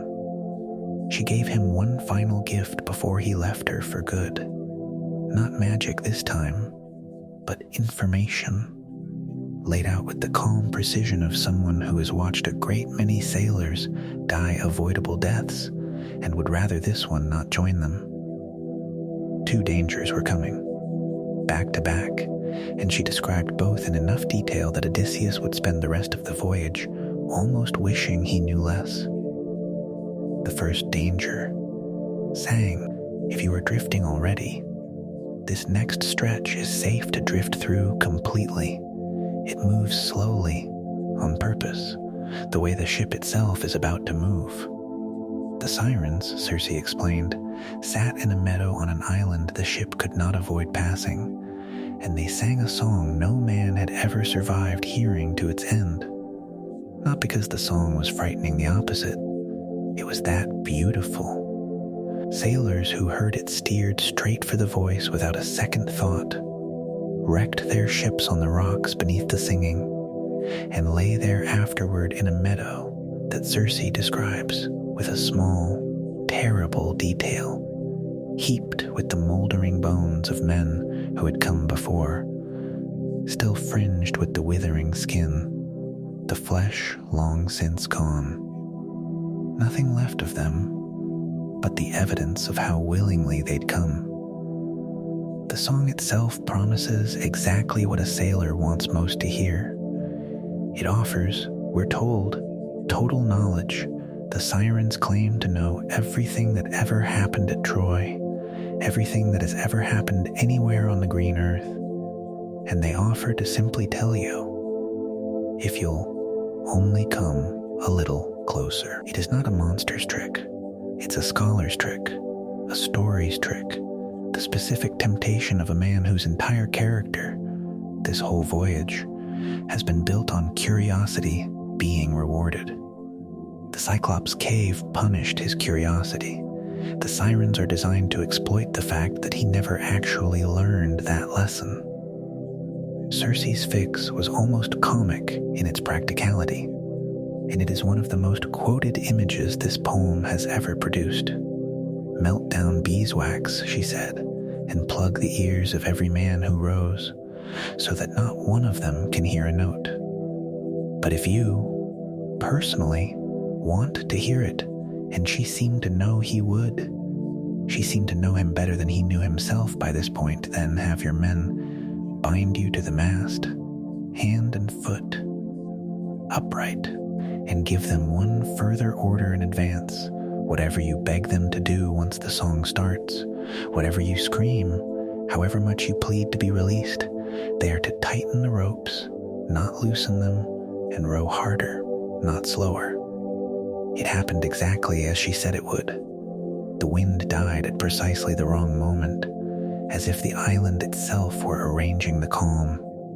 And the crew, ears sealed, rowed the ship past the meadow while Odysseus, lashed upright to the mast, heard the song in full. The poem gives us its opening lines, a promise of vast knowledge, sung by voices that knew his name before he'd told anyone.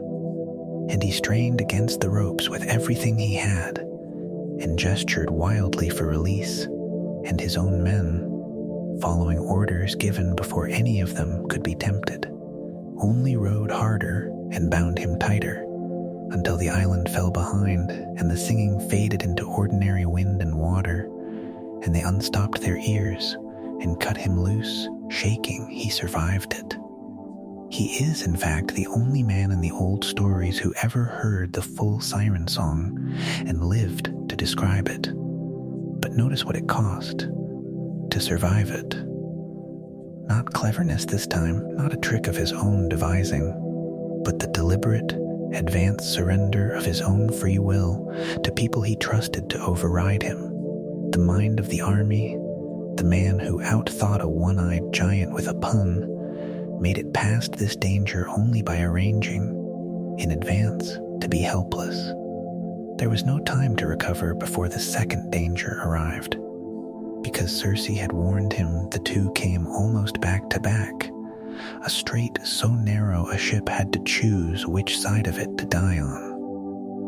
On one side, Scylla, not a beast so much as a horror built from mismatched parts, a creature the old stories describe with real relish, 6 long necks rising from one impossible body, each ending in a head with 3 rows of close-set teeth living deep inside a cave halfway up a sheer cliff face, permanently out of any weapon's reach, and permanently hungry. She does not sink ships. She reaches down as they pass beneath her, and simply takes 6 men, 1 in each mouth, snatched up still living, screaming, calling his name, as the rest of the crew watches from a boat that cannot slow down, cannot fight back, cannot do anything at all but keep rowing. On the other side of the strait, close enough that steering wide of Scylla meant steering straight toward it, Charybdis, which is not a creature at all, but a whirlpool, a churning throat of black water that swallows the entire sea 3 times a day and spits it back out again, and which would take not 6 men but the whole ship, timbers and all, down to the bottom in a single swallow. Circe's math was brutal and completely explicit, and she made him say it back to her before he left. Better to lose 6 men to Scylla than the whole ship to Charybdis. There is no version of this passage where everyone survives. The only choice available to him is which shape the loss takes, and whether he tells his crew that choice in advance.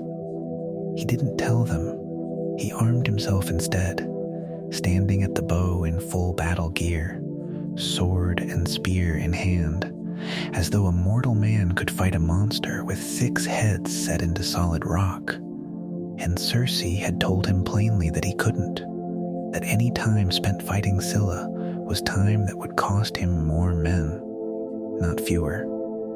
He knew this. He armed himself anyway, unable, even now, to simply stand still and let a loss happen without at least the appearance of resistance. And as the ship threaded the strait, staying to Scylla's side as instructed, the 6 heads shot down, and each one closed around a man, and Odysseus turned in time to see them lifted, still alive, still reaching for him, calling out his name as the last thing they ever said, and there was nothing armor or a spear or 20 years of cleverness could do about any of it. It is, by the poem's own account, the single worst thing he watched in the whole voyage, worse, in his own telling, than anything at Troy. The ship came through, shaken and 6 men lighter, into open water and just ahead, low and green and entirely too peaceful after everything the strait had just cost, lay one more island. Circe had warned him about this one too, more urgently than either of the others, and had told him, if he was wise, to simply sail past it without stopping at all. He would not manage that. Let your breathing settle again for a moment before we go there. What happens on that island is the reason the entire rest of this crew stops having names. The island was called Thrinacia, and from the water it looked like the safest place they had seen in weeks-low pastures, sweet grass, herds of fat cattle and sheep grazing peacefully in the sun, not a monster or a witch or a whirlpool anywhere in sight, which is exactly why Odysseus, for the first time in this entire voyage, tried to simply sail past it.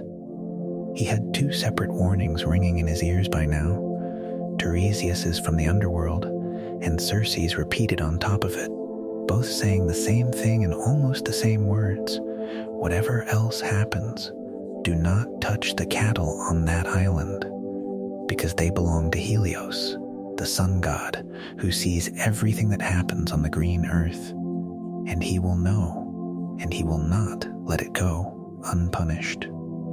So Odysseus told his crew plainly that they were sailing on, no landing, straight through. It was Eurylochus, his own second in command, the same man who had survived Circe's pigsty and never quite trusted his captain fully again after it, who finally said out loud what the whole exhausted crew was thinking. They had just watched 6 men taken screaming out of a boat by a monster, with no warning at all. They had rowed for days on end, with almost nothing left in the stores, and here was their captain, made of iron, apparently immune to hunger and grief in a way ordinary men were not, proposing that they sail straight through the one calm evening in recent memory, rather than let anyone sleep on solid ground for a single night. Rest here, Eurylochus said. We'll leave at first light. What harm could one quiet evening do? If you're settling in for the night yourself, this is a good place to slow all the way down. This section carries real weight, but it moves gently, the way a bad decision often does at the time it's being made. Odysseus gave in. It's worth sitting with that for a second, because it's a genuinely rare thing in this story, the man who resisted the lotus, who endured Circe's drug, who stayed lashed to a mast through the most beautiful song ever sung rather than break his own order, simply ran out of resistance here, worn down not by magic, but by his own crew's exhaustion, and his own. He made them all swear a solemn oath first, touch nothing that grazes on this island, eat only what's in the ship's stores, however little that is. They swore it. They anchored. They slept, and then the wind turned against them and stayed turned for a full month. This is the detail that makes the disaster feel less like bad luck and more like a slow, deliberate tightening. Not one bad night, 30 of them, day after day of contrary gales that made it impossible to leave, while the ship's stores, already thin, ran down to nothing at all. The crew fished, they hunted birds, and still they starved, in full view of fat, unguarded cattle grazing in the sun every single day, an oath standing between them and the easiest meal any of them had ever seen. Odysseus, for his part, did the one thing that had never once worked for him in this entire story, and tried it again anyway. He walked off alone to pray, out of sight of his men and the gods, in a detail the old poem seems to include almost as a joke at his expense. Chose that exact window of his absence to send him to sleep instead of an answer. He was gone, his authority was gone with him, and Eurylochus, starving, made his case to the rest of the crew in the one argument that starving men always find convincing: a bad death by a god's punishment, later, uncertain, was better than a certain death by starvation. Now, better to drown with a full stomach, he told them, than waste away slowly with an empty one. They swore they'd make it right. They would build Helios a rich temple the moment they got home, load it with gold and treasure, apologize properly after the fact. It's the oldest bargain in the world, and it has never once worked as advertised. They cut the cattle's throats, roasted the meat, and ate, and the story marks the moment with a detail meant to chill rather than reassure. The hides began to crawl across the ground on their own, and the meat on the spits lowed like a living animal, even as it cooked. Nobody stopped eating.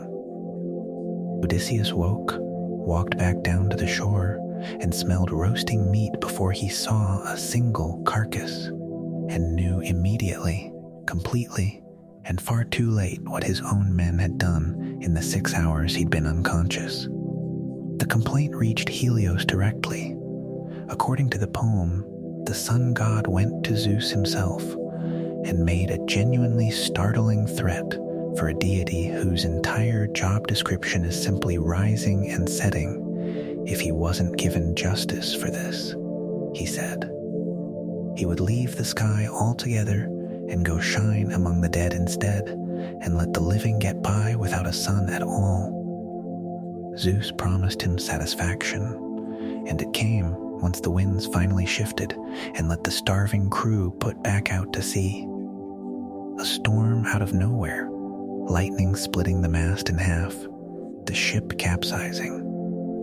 Every man aboard thrown into the water and drowned within sight of the shore where they'd just eaten their last meal on earth. Every man but one.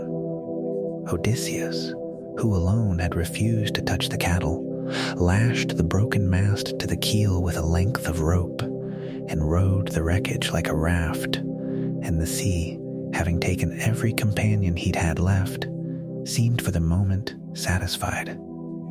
He drifted for 9 days with nothing to eat and no one beside him, and was carried on the 10th back to the mouth of the strait he had barely survived once already, forced by the currents to pass beneath Scylla and over Charybdis a second time, this time with no crew to row him clear, and no plan at all beyond holding on to a floating log and hoping the whirlpool didn't notice him.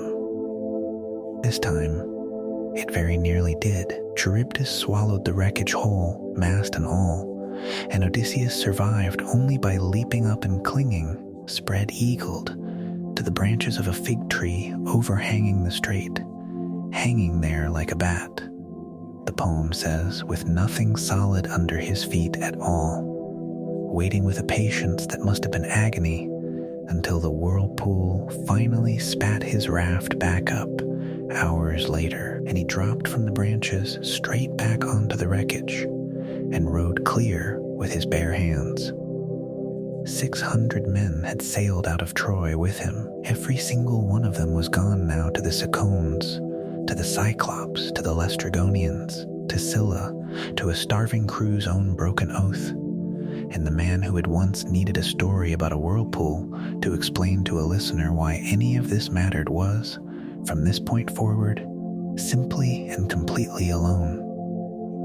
9 more days he drifted on the open water after that, with no ship, no crew, no oar, nothing at all but the current, until it finally brought him within sight of a green, wooded island rising out of the sea, and put him ashore, half drowned and utterly spent, on a beach that belonged to a nymph with lovely braided hair, who had been alone herself for a very long time, and who was about to become the last delay standing between this man and everything he had spent 20 years trying to get back to. Let yourself rest here for a while.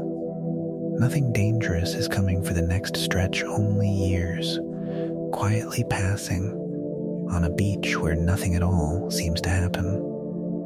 We actually met this island once already, right at the very start of this story, before we went all the way back to Helen's wedding, and the 10 years of war, and the 10 more years of monsters that led up to it.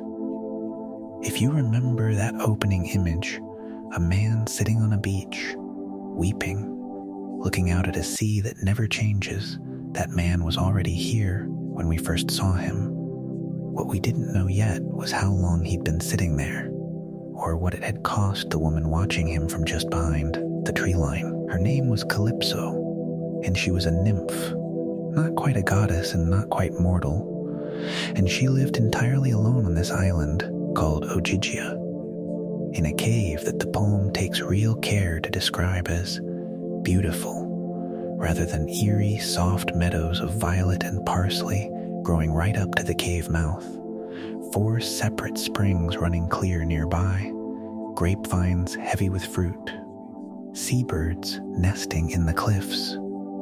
It is not a prison in any of the ways this story's other dangerous places have been prisons. There is no monster here, no drug, no whirlpool. There is only a woman who has been by herself on a small island for a very long time, and a half-drowned man who washes up on her beach with nothing left in the world. And the particular, complicated thing that happens between 2 lonely people when one of them has all the power and the other has none at all. This part of the story moves slowly, almost without incident, and that slowness is the whole point. Let it move slowly for you, too. She took him in. She fed him, healed him, and the poem doesn't dress this up much, took him to her bed, and for a while, in the earliest stretch of those 7 years, it seems to have been something Odysseus didn't entirely resist. He was exhausted in every sense a person can be exhausted. He had watched every man who had ever sailed with him die, and here was comfort, offered freely on a beautiful island by a woman who wanted nothing from him except that he stay. It is worth remembering, listening to this in the dark, that this is almost exactly the shape of the trap Circe's fruit and Circe's own island had already sprung on him once. Comfort that asks you, gently, to simply stop wanting to go home. He fell into it again. He had fallen into it with Circe for a full year, and here, with Calypso, he fell into it for far longer than that. But comfort, offered against your will to leave, curdles eventually into something else, and the poem is very clear about exactly when that happened. The years piled up one, then several, then 7 full turns of the seasons, and somewhere in there, the man on the beach stopped being a guest and became, in every way that mattered except the literal one, a captive.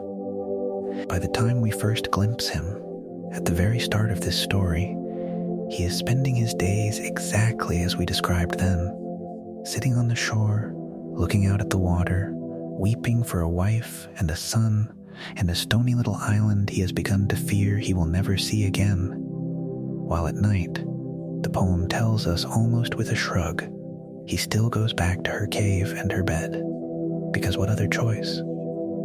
Practically speaking, does a man alone on an island have? Calypso, for her part, offered him something almost no other figure in this entire story offers: immortality.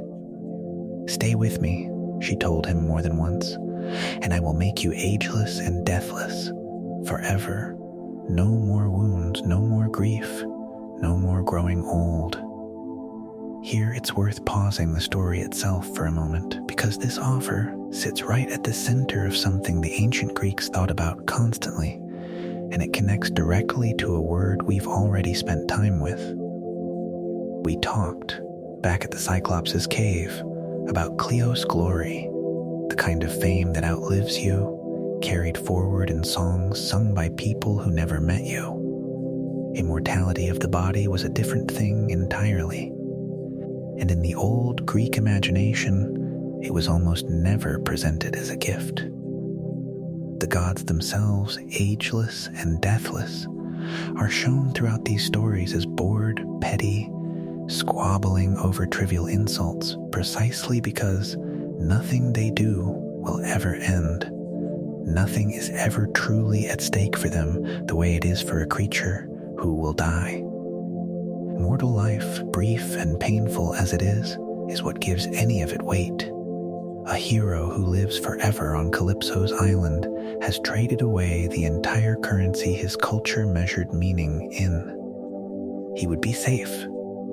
He would also, in the terms this whole poem has been building since the very first section, cease to be anyone the story could still be about. And that, finally, is what Odysseus tells her when the choice is put to him plainly at last. He says, and this is one of the few moments where his own voice, rather than the narrator's, breaks through with total clarity, that he knows exactly what he is choosing between.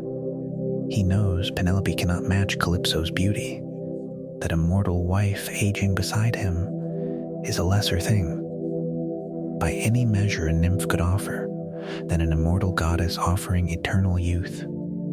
He says so to her face, without softening it, and he chooses the mortal wife anyway, and the aging, and the certainty of eventually dying, because it is his, because Ithaca is the one thing in this entire 20-year voyage that was never, even for a moment, replaceable. It was not, in the end, his own persistence that got him off that beach. It took the gods themselves, meeting in council on Olympus while Poseidon happened to be away and unable to object, deciding at last that 7 years was enough, and sending Hermes down personally to deliver the order to Calypso directly. Let him go. She was furious about it, in a way the poem lets us actually hear. She points out, sharply, that the gods are forever begrudging goddesses their mortal lovers, while indulging themselves however they please, and there's a real, unresolved bitterness in it. A rare moment where this story lets one of its supernatural figures sound genuinely wronged, rather than simply obstructive. But an order from Zeus is not a request, and she obeyed it. She helped him build a raft, gave him tools, timber, sailcloth, provisions for the journey, more genuine assistance in his escape than she'd offered in departing over the preceding 7 years combined, and on the 5th day he set out alone across open water, with nothing but the stars to steer by, toward a home he had not laid eyes on in nearly 20 years. He did not get there directly. The sea, and the god who has held a grudge against him since a cave on a Cyclops' island, had one more storm waiting for him first. Let your eyes close for this next part if they haven't already. It's rough water again for a little while, but it ends, this time, on solid ground. 17 days he sailed alone on that raft, steering by the stars exactly as Calypso had taught him, and on the 18th he could finally see land the dim, shadowed mountains of a place called Scheria, home to a people called the Phaeacians. And it was exactly then, with rescue actually visible on the horizon, that Poseidon happened to glance up from the distant feast he'd been attending and spotted him. The god of the sea had never once let go of the grudge from that cave on the Cyclops' island all those years and all those other disasters ago. And here, at last, was a chance to make good on it personally rather than through storms sent secondhand.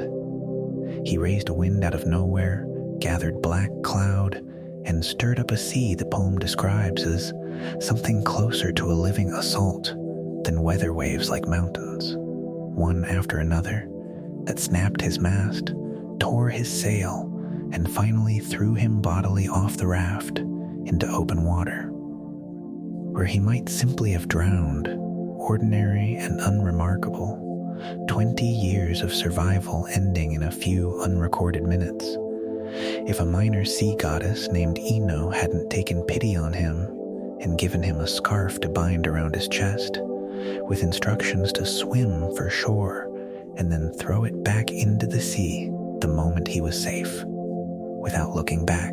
If you're settling into the night with me, this next part can wash over you the way the water was washing over him. You don't need to hold on to the details, just the shape of a man being pulled towards solid ground. He swam for 2 full days and nights with nothing but that scarf keeping him afloat.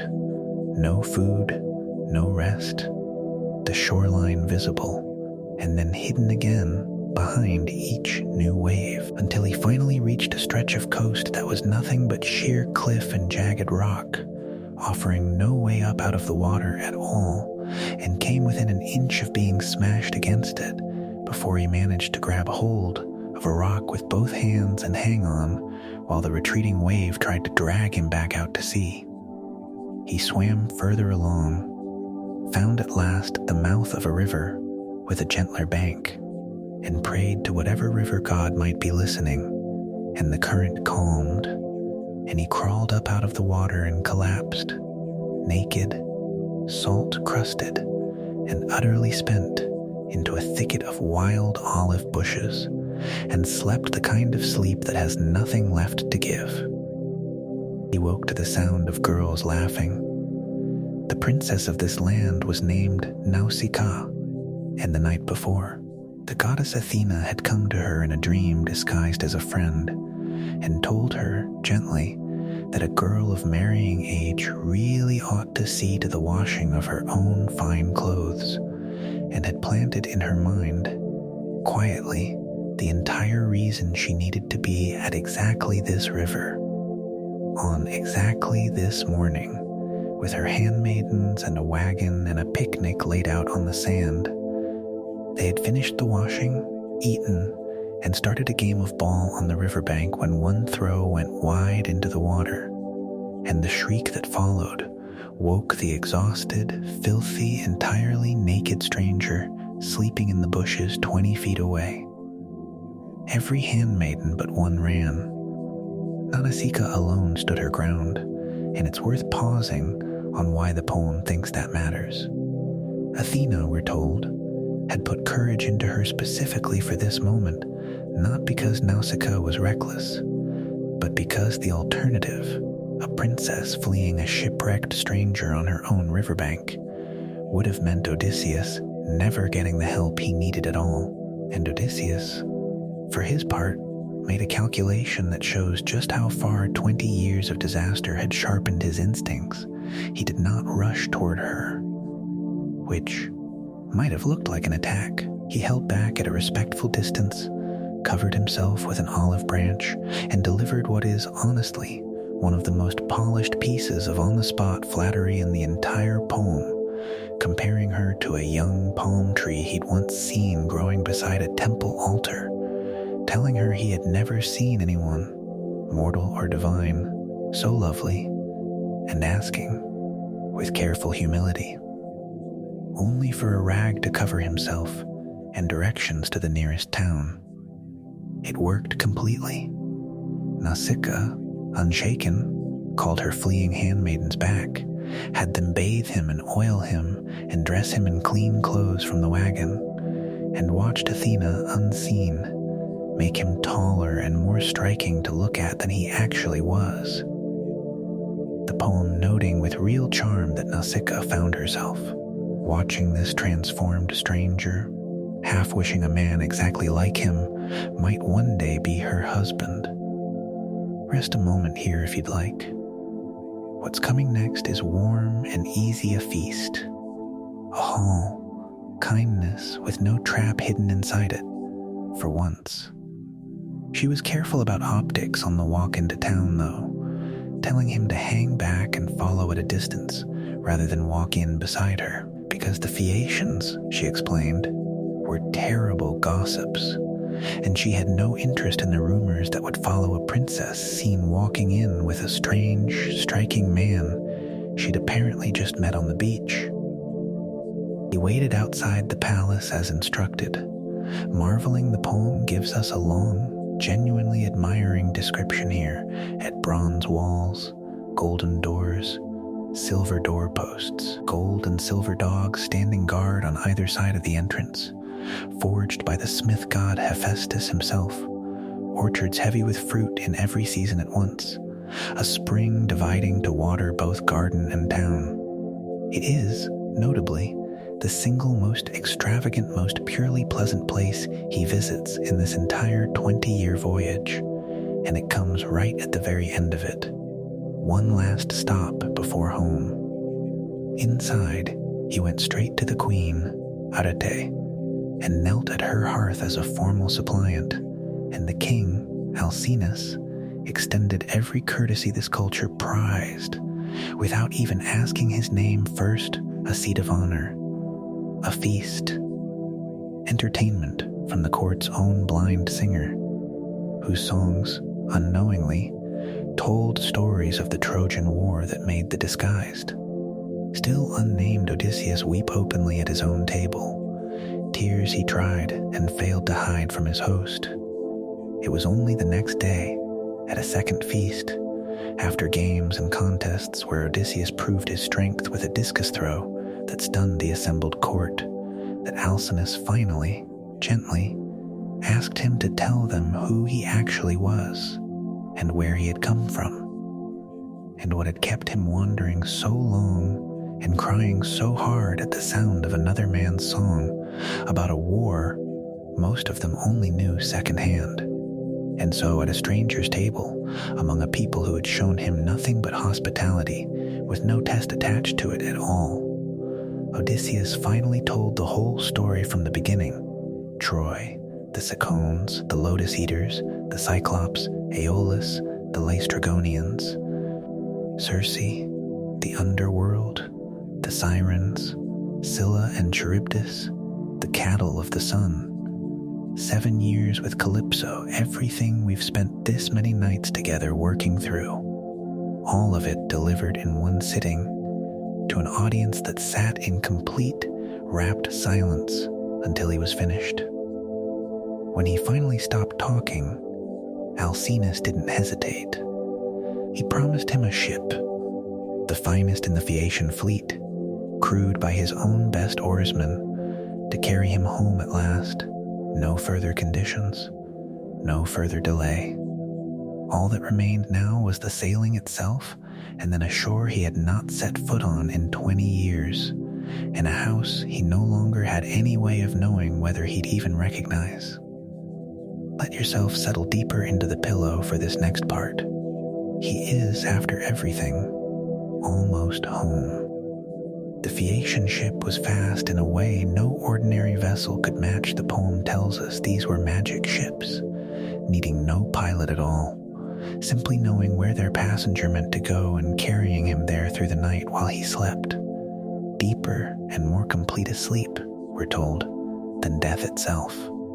He woke to find himself on solid ground, alone, his escort already gone.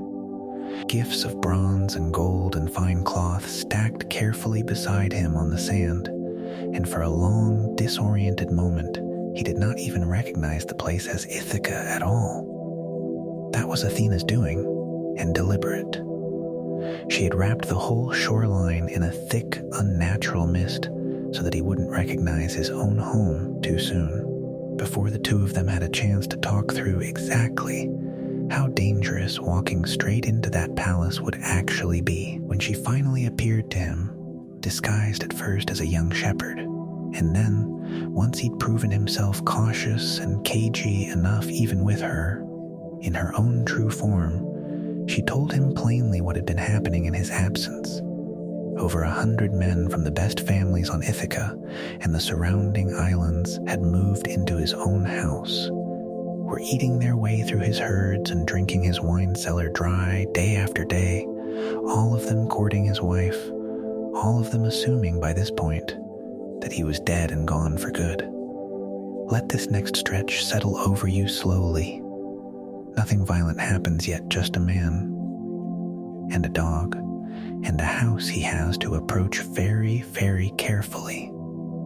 Athena's plan hinged on disguise.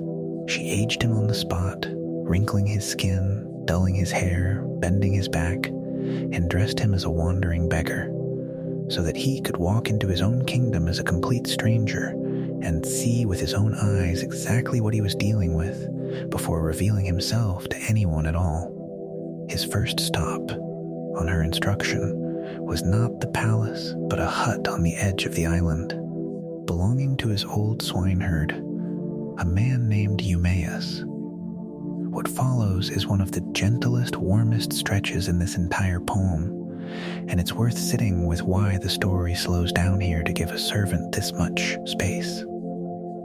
Eumaeus had no idea the ragged old man on his doorstep was his own long-lost king, and he took him in anyway, immediately, without hesitation, killed one of his own pigs to feed him, apologized for not being able to offer better, and spoke with real, unguarded grief about the master he still believed was dead, a man he described with a kind of love you don't often hear a servant use about anyone. Eumaeus is, by any measure this story has used so far, a nobody, no name in the history books, no kingdom, no glory. And yet he embodies, more completely than any king or queen in this whole poem, the value the story keeps circling back to: hospitality offered freely to a total stranger, with nothing at all expected in return.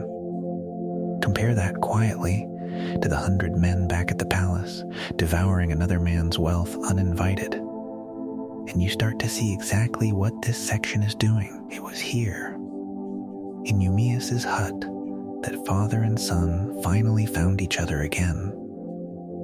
Telemachus, who had been off on his own journey these past several sections, gathering news of his missing father from old war comrades, arrived back at the swineherd's hut first, and Athena chose this exact private moment, with only Eumaeus briefly sent away on an errand to restore Odysseus to his true appearance for just a few minutes tall again, strong again, richly dressed, the disguise stripped away entirely. Telemachus, seeing this transformation happen in front of him, assumed immediately that he was looking at a god, and said so, and began to back away in the kind of fear you'd expect. Odysseus had to insist, more than once, that no, he was no god, he was simply a father, home, at last. And it's a small human detail worth noticing, a son needing convincing that his own father could really be standing in front of him after 20 years of believing otherwise. They wept together. The poem says they cried as hard and as helplessly as birds whose nest has just been robbed of its young, a strange, striking image for two grown men, but an honest one. And then, once the tears had passed, they got down to planning. Because a beggar and a boy walking into a hall full of over 100 armed suitors needed something better than hope to work with. The plan was simple in outline. Odysseus would go into town still disguised as the beggar, unrecognized, and watch and wait for the right moment, while Telemachus went ahead openly to keep the suitors from suspecting anything had changed. Rest here for a moment if you need to. What comes next is small and quiet, easy to miss if you're already half asleep, and that would almost be fitting because almost everyone in the story misses it too. It was on the road into town, still in his beggar's rags, that Odysseus passed close by a heap of dung outside his own palace gate, and lying there, neglected, flea-ridden, and too weak to even lift his head, was a dog. His name was Argos, and Odysseus had raised him from a puppy himself 20 years before, and trained him for hunting, and taken him out into the hills before he'd ever heard the name Troy. In all that time, in all the years since, no one in the house had bothered with him. He'd been left outside on a pile of manure to die slowly, forgotten by everyone in a palace that couldn't be bothered to feed one loyal old animal properly while 100 strangers feasted inside. But something in the dog knew. Argos lifted his head at the sound of his master's footsteps, ears flattening, tail thumping weakly against the ground, though he had no strength left even to crawl the short distance between them. Odysseus, playing the part of a stranger in front of Eumaeus, could not risk stopping to pet him without giving everything away, and had to turn his face aside and wipe away tears he couldn't afford to explain, and walk past his own dog without a word.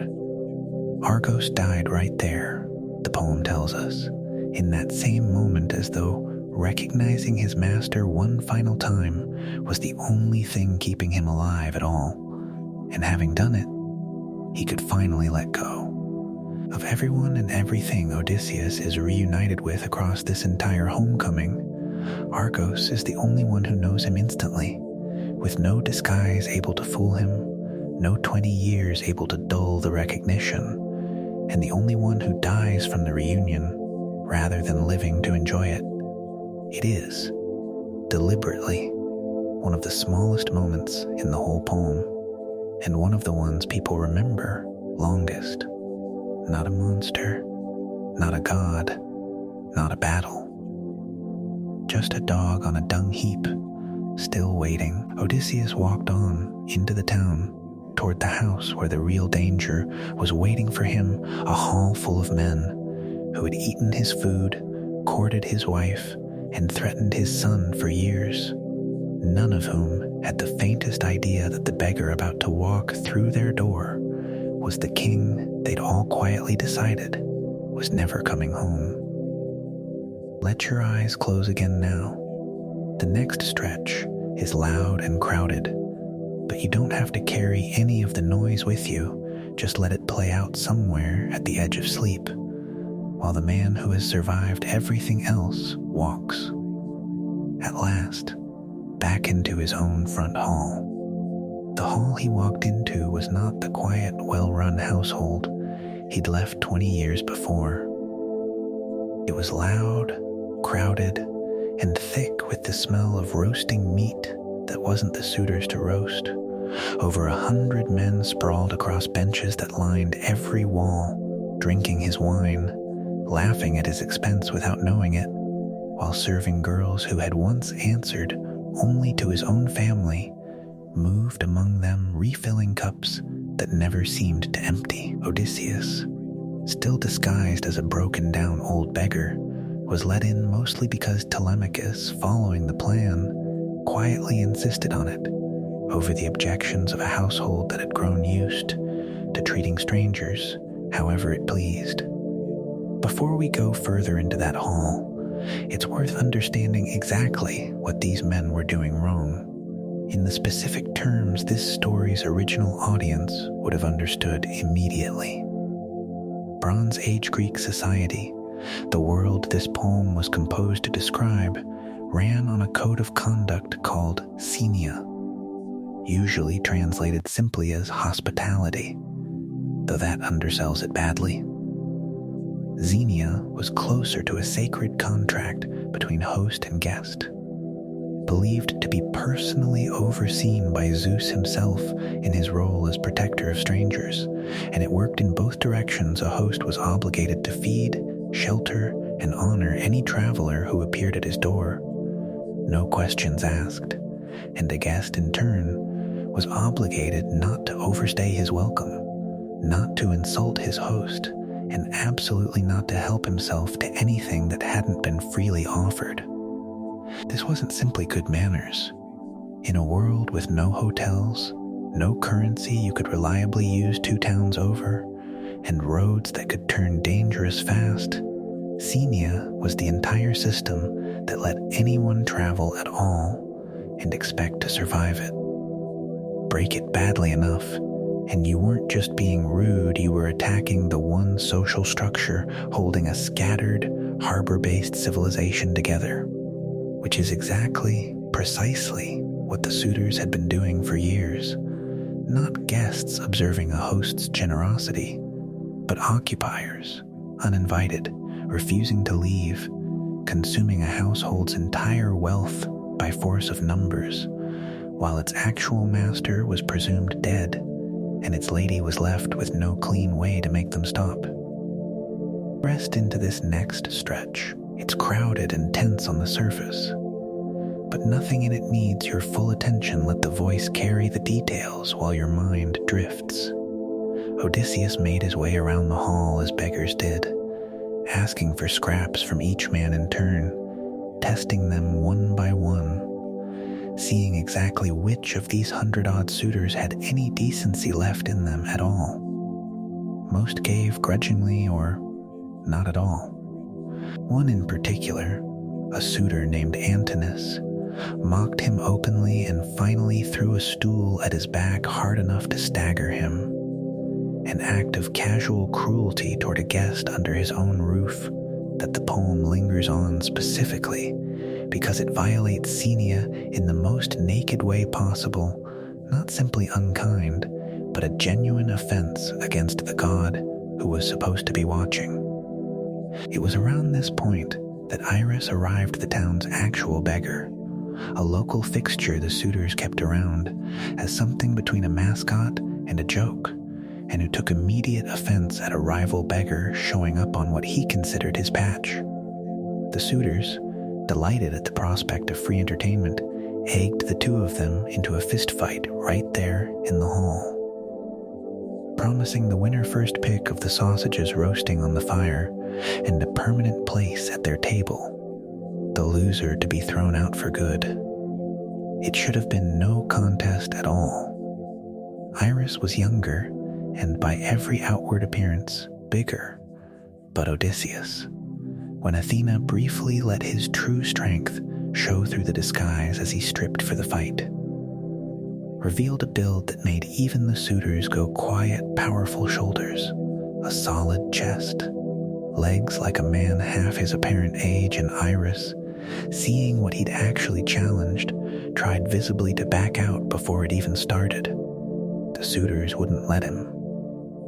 Odysseus, careful even here, deliberately pulled the blow rather than kill an old, foolish rival with one punch, and simply broke his jaw and dragged him out to prop against the courtyard wall. Sausage still awarded, table seat still granted, disguise still, remarkably intact.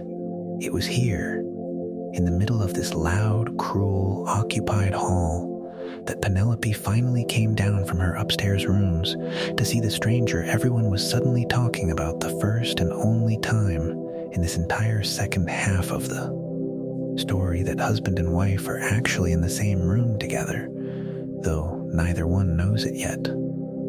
She did not recognize him. 20 years and Athena's disguise saw to that completely. But she did something that reveals exactly how sharp a mind had been running this occupied household on her own for 2 decades. She sent for him privately, later that evening, away from the suitor's ears, and questioned him at length about news of her missing husband, testing his answers carefully against details only someone who had genuinely met Odysseus might know. And the beggar Odysseus himself, of course, though she couldn't know it, answered with a story invented on the spot, close enough to the truth in its texture to be convincing, vague enough in its specifics to protect his real identity. And it satisfied her, or at least moved her, enough that she wept in front of him for the husband she still believed was somewhere out in the world. It was during this same visit that an old nurse, Eurycleia, was given the job of washing the stranger's feet, an ordinary courtesy for any guest, and it very nearly ended the whole careful plan in an instant. Eurycleia had nursed Odysseus as an infant, and as her hands moved over an old scar above his knee, a boar's tusk mark from a hunting trip in his youth, a wound so specific that only someone who had actually raised him could recognize it on sight, she froze, dropped his foot straight into the basin, spilling water across the floor, and would have shouted the truth to the entire hall if Odysseus hadn't lunged forward and seized her by the throat with one hand, hissing at her, in a whisper meant for her alone, that she would say nothing, not one word, not yet, or she would answer for it personally. She swore herself to silence, shaken, and kept the secret, and the plan, by the narrowest possible margin, survived. Penelope, unaware how close the truth had just come to spilling out in her own hall, made an announcement before the stranger left her that night, one she'd apparently been turning over for some time. She had decided, finally, to end the suffocating stalemate of the last several years, and would set the suitors a contest the very next day, one whose winner she would agree, at last, to marry. It would involve, she said, her husband's own great bow, and a challenge she was quietly certain none of these 100 pretenders would actually be able to complete. She had no way of knowing, of course, exactly who was sitting across from her when she said it, or how completely that single decision was about to change everything that happened in that hall by the following evening. Let this settle over you gently now. Tomorrow, in the story, is the day everything finally comes due, but tonight you can simply rest and let the ending wait until you're ready for it. The next morning, Penelope had the great bow brought down from the storeroom herself, along with 12 axe heads, and laid out the contest in front of the entire hall exactly as she'd promised the stranger the night before. The bow had belonged to Odysseus alone, a gift from a friend in his youth, strong enough that in all the years he'd owned it, he was the only man anyone had ever seen string it. The task was twofold and deliberately, almost cruelly precise: string the bow, which took real strength most men in that hall simply didn't have, and then fire a single arrow clean through the sockets of all 12 axe heads, lined up in a row, a feat that demanded a steadiness of hand that strength alone couldn't buy. Whoever managed both would have Penelope's hand in marriage. She said it plainly, in front of everyone, apparently resigned to actually going through with it, whatever the outcome. Telemachus, in on the plan now, and playing his part with real composure for a young man watching this unfold, set up the axes himself, then made a show of trying the bow first, as any suitor might, and came close enough to stringing it on his own that his father had to catch his eye across the hall and give him the smallest possible signal to stop before he actually succeeded and complicated everything. If you're settling in for the last stretch of story tonight, this is a good place to slow your breathing right down. What's coming is tense, but you already know how it ends, and there's a kind of comfort in that. Then the suitors tried, one after another, and one after another they failed completely.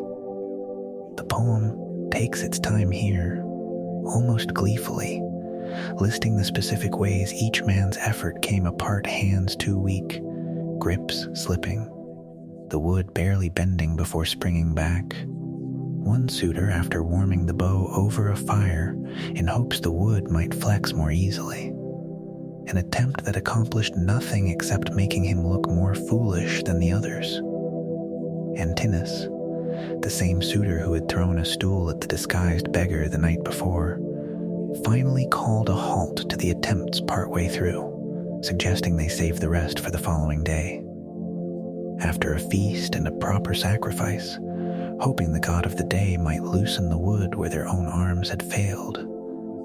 It was transparently an excuse to postpone an embarrassment nobody in that hall wanted to sit with any longer. It was in this pause that the beggar finally spoke up, asking, with careful humility, whether he might be allowed to try the bow himself, just to see, he said, whether the strength that had once been in these old arms was entirely gone. The reaction was immediate, and exactly what you'd expect from a room full of men who had spent years assuming this ragged stranger was beneath any kind of dignity. Antinous mocked him savagely, accused him of having had too much wine, warned him that if he so much as strung the bow, he'd be shipped off to a cruel king known for mutilating troublesome guests. Penelope, of all people, was the one who overruled the room, pointing out sharply that there was no reason a guest under her own roof shouldn't be allowed to try his hand, whatever the suitors thought of his rags, and that if he somehow succeeded, she'd see he was properly clothed and sent on his way regardless.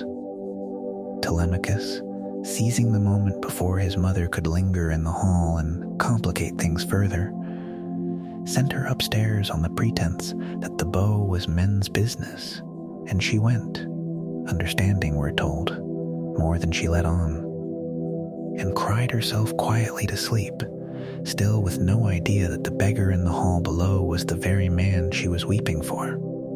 Eumaeus carried the bow across the hall, over open grumbling from suitors who plainly hated seeing it handed to a beggar at all, and set it down in front of Odysseus, who turned it over in his hands, checking it carefully for worm damage after 20 years of storage, the way a man who genuinely owned that specific bow, and no one else, naturally would. And then, with no visible effort at all, the way a skilled musician strings a lyre, he bent it and slipped the string into place, and plucked it once to test the tension, and the string sang out a single clear note, sharp and bright, like a swallow's cry, and thunder cracked somewhere overhead at that exact moment.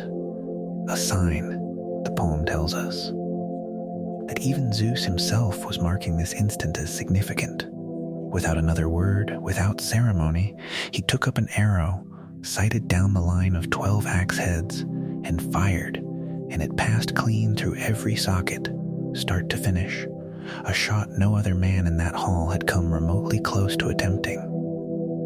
Then he turned to Telemachus and said, quietly, that it was time. The disguise fell away in the next few seconds, not slowly this time, not through Athena's careful stage management, but abruptly, violently, as Odysseus threw off his beggar's rags, leapt up onto the threshold with the bow and a full quiver of arrows in hand, and shouted out that a second target remained, one he had never yet missed. He shot Antinous first, through the throat, mid-drink, the cup still rising to his lips when the arrow took him, before a single man in that crowded hall had even understood that the beggar and their host were the same person. The suitors, still scrambling to grasp what was happening, assumed at first it must have been an accident, a stray shot, until Odysseus told them plainly, in his own voice at last, exactly who he was and exactly what price they were about to pay for years spent devouring his house, courting his wife, and threatening his son. Let the noise of that hall fade for a moment, if you need it to. What follows is the reckoning this whole long story has been building toward from its very first section, but you don't have to stay awake for the worst of it. Just know that it is finally, after 20 years, arriving. What followed in that hall was fast and total, and the poem does not look away from it, though we can let it move quickly here, the way a nightmare moves quickly once you know, somewhere underneath it, that you're about to wake up. Telemachus had readied weapons in advance, hidden away from the suitor's reach on Odysseus's own instruction days before. The great doors were barred, and Odysseus, still standing on the threshold with the bow that not one of these men had been able to string, worked his way through them with his son and 2 loyal herdsmen at his side, while over 100 suitors, unarmed, trapped, and finally understanding exactly whose house this had always been, tried in vain to find weapons, find an exit, find any way out of a reckoning 20 years in the making. A few pled for mercy. One, a priest who'd taken no real part in courting Penelope, tried to argue his own innocence and was cut down anyway. A moment the poem doesn't soften. Another, the court's own singer, was spared at the last second, at Telemachus's own urging, because a man who only ever sang the songs he was told to sing hadn't chosen any of this the way the rest of them had. When it was finally over, the hall that had rung with feasting for years lay silent and full of bodies, and Odysseus, standing in the wreckage of his own house, ordered the disloyal serving women, the ones who had taken the suitors as lovers, and mocked their true master, while he sat disguised at his own table put to death as well. A final, brutal settling of accounts that this story, telling it exactly as it has always been told, does not ask you to feel comfortable about. It is not a gentle ending. It was never going to be.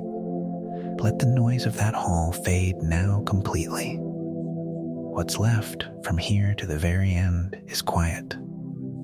Euryclea, the old nurse who had recognized his scar and kept his secret, was the one sent up to wake Penelope with the news. And Penelope, who had slept through the entire slaughter, would not believe it, not even when the old woman swore it was true, not even when she was led downstairs and saw, with her own eyes, the stranger who had strung the bow standing in the hall, cleaned now of the beggar's rags, but still, to her eyes, simply a man she'd spoken with once, briefly, the night before. This is one of the strangest, most quietly remarkable choices in the entire poem, and it's worth sitting with rather than rushing past. Odysseus has just fought his way through the single hardest test of the whole homecoming, a test built entirely around this reunion, and his wife, clever, guarded, having survived 20 years of pressure from men trying to convince her he was dead, simply refuses to accept it on sight. Telemachus, impatient and young, accused her outright of having a heart harder than stone. Odysseus himself, for all his cleverness, had no answer for her caution, because her caution was, after everything this house had just survived, the correct response. So she tested him, the same way she had tested every claim made in that hall for years, and the test she chose is the one this entire story has been quietly building toward without ever announcing it. She told a servant to move the bed out of their marriage chamber and make it up for the stranger outside their own bedroom door instead. And for the first time since he'd walked back into his own house, Odysseus lost his composure completely. That bed, he said, sharply, cannot be moved because he had built it himself decades before. Around the trunk of a living olive tree that grew inside the bedroom itself, carved the bedpost directly from that rooted trunk, and built the entire room around it, so that the bed was not simply furniture, but something fixed permanently into the ground the house itself stood on, immovable unless someone cut through the living wood and destroyed it. No one else in the world knew this detail. Not a servant, not a suitor, not anyone but the two of them, and once, a single serving woman who had helped him build it and had since died. Penelope's knees gave out. It was at last proof no disguise or clever story could fake, and she ran to him and wept and said, through the tears, that she was sorry for being cautious for so long, that the gods themselves had kept them apart deliberately out of some old grudge against a pair too happy together, and that now, finally, she could believe her own eyes.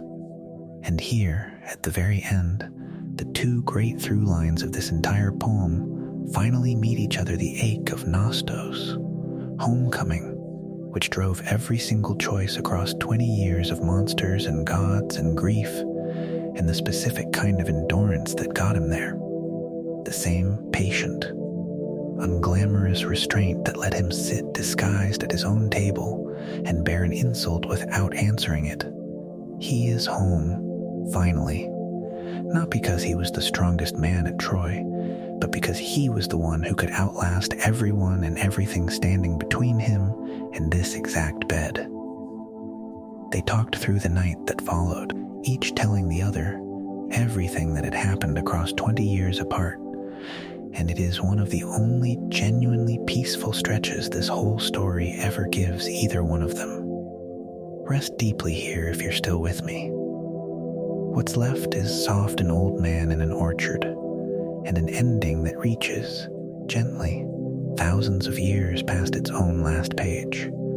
There was one reunion still to come, and Odysseus went to it himself the next morning, out past the town to a modest farm where his father, Laertes, had been living in grief and self-neglect for years, unable to bear the palace without his son in it, working the soil himself like a common laborer, rather than sit in a house he associated only with loss.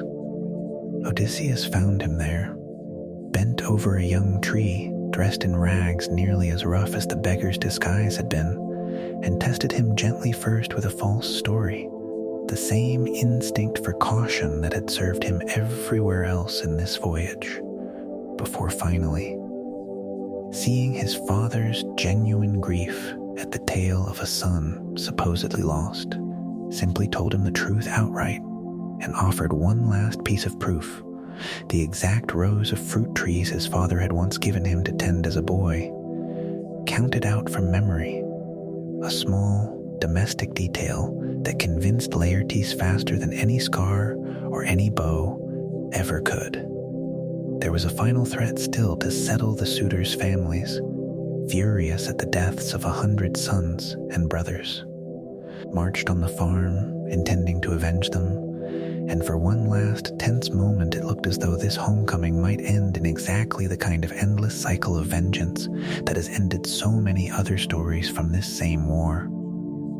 But Athena herself stepped in, at Zeus's own quiet direction, and forced a peace between the two sides, a formal reconciliation that let Ithaca, at last, settle back into something like the ordinary, ungilded life it had been living before any of this began.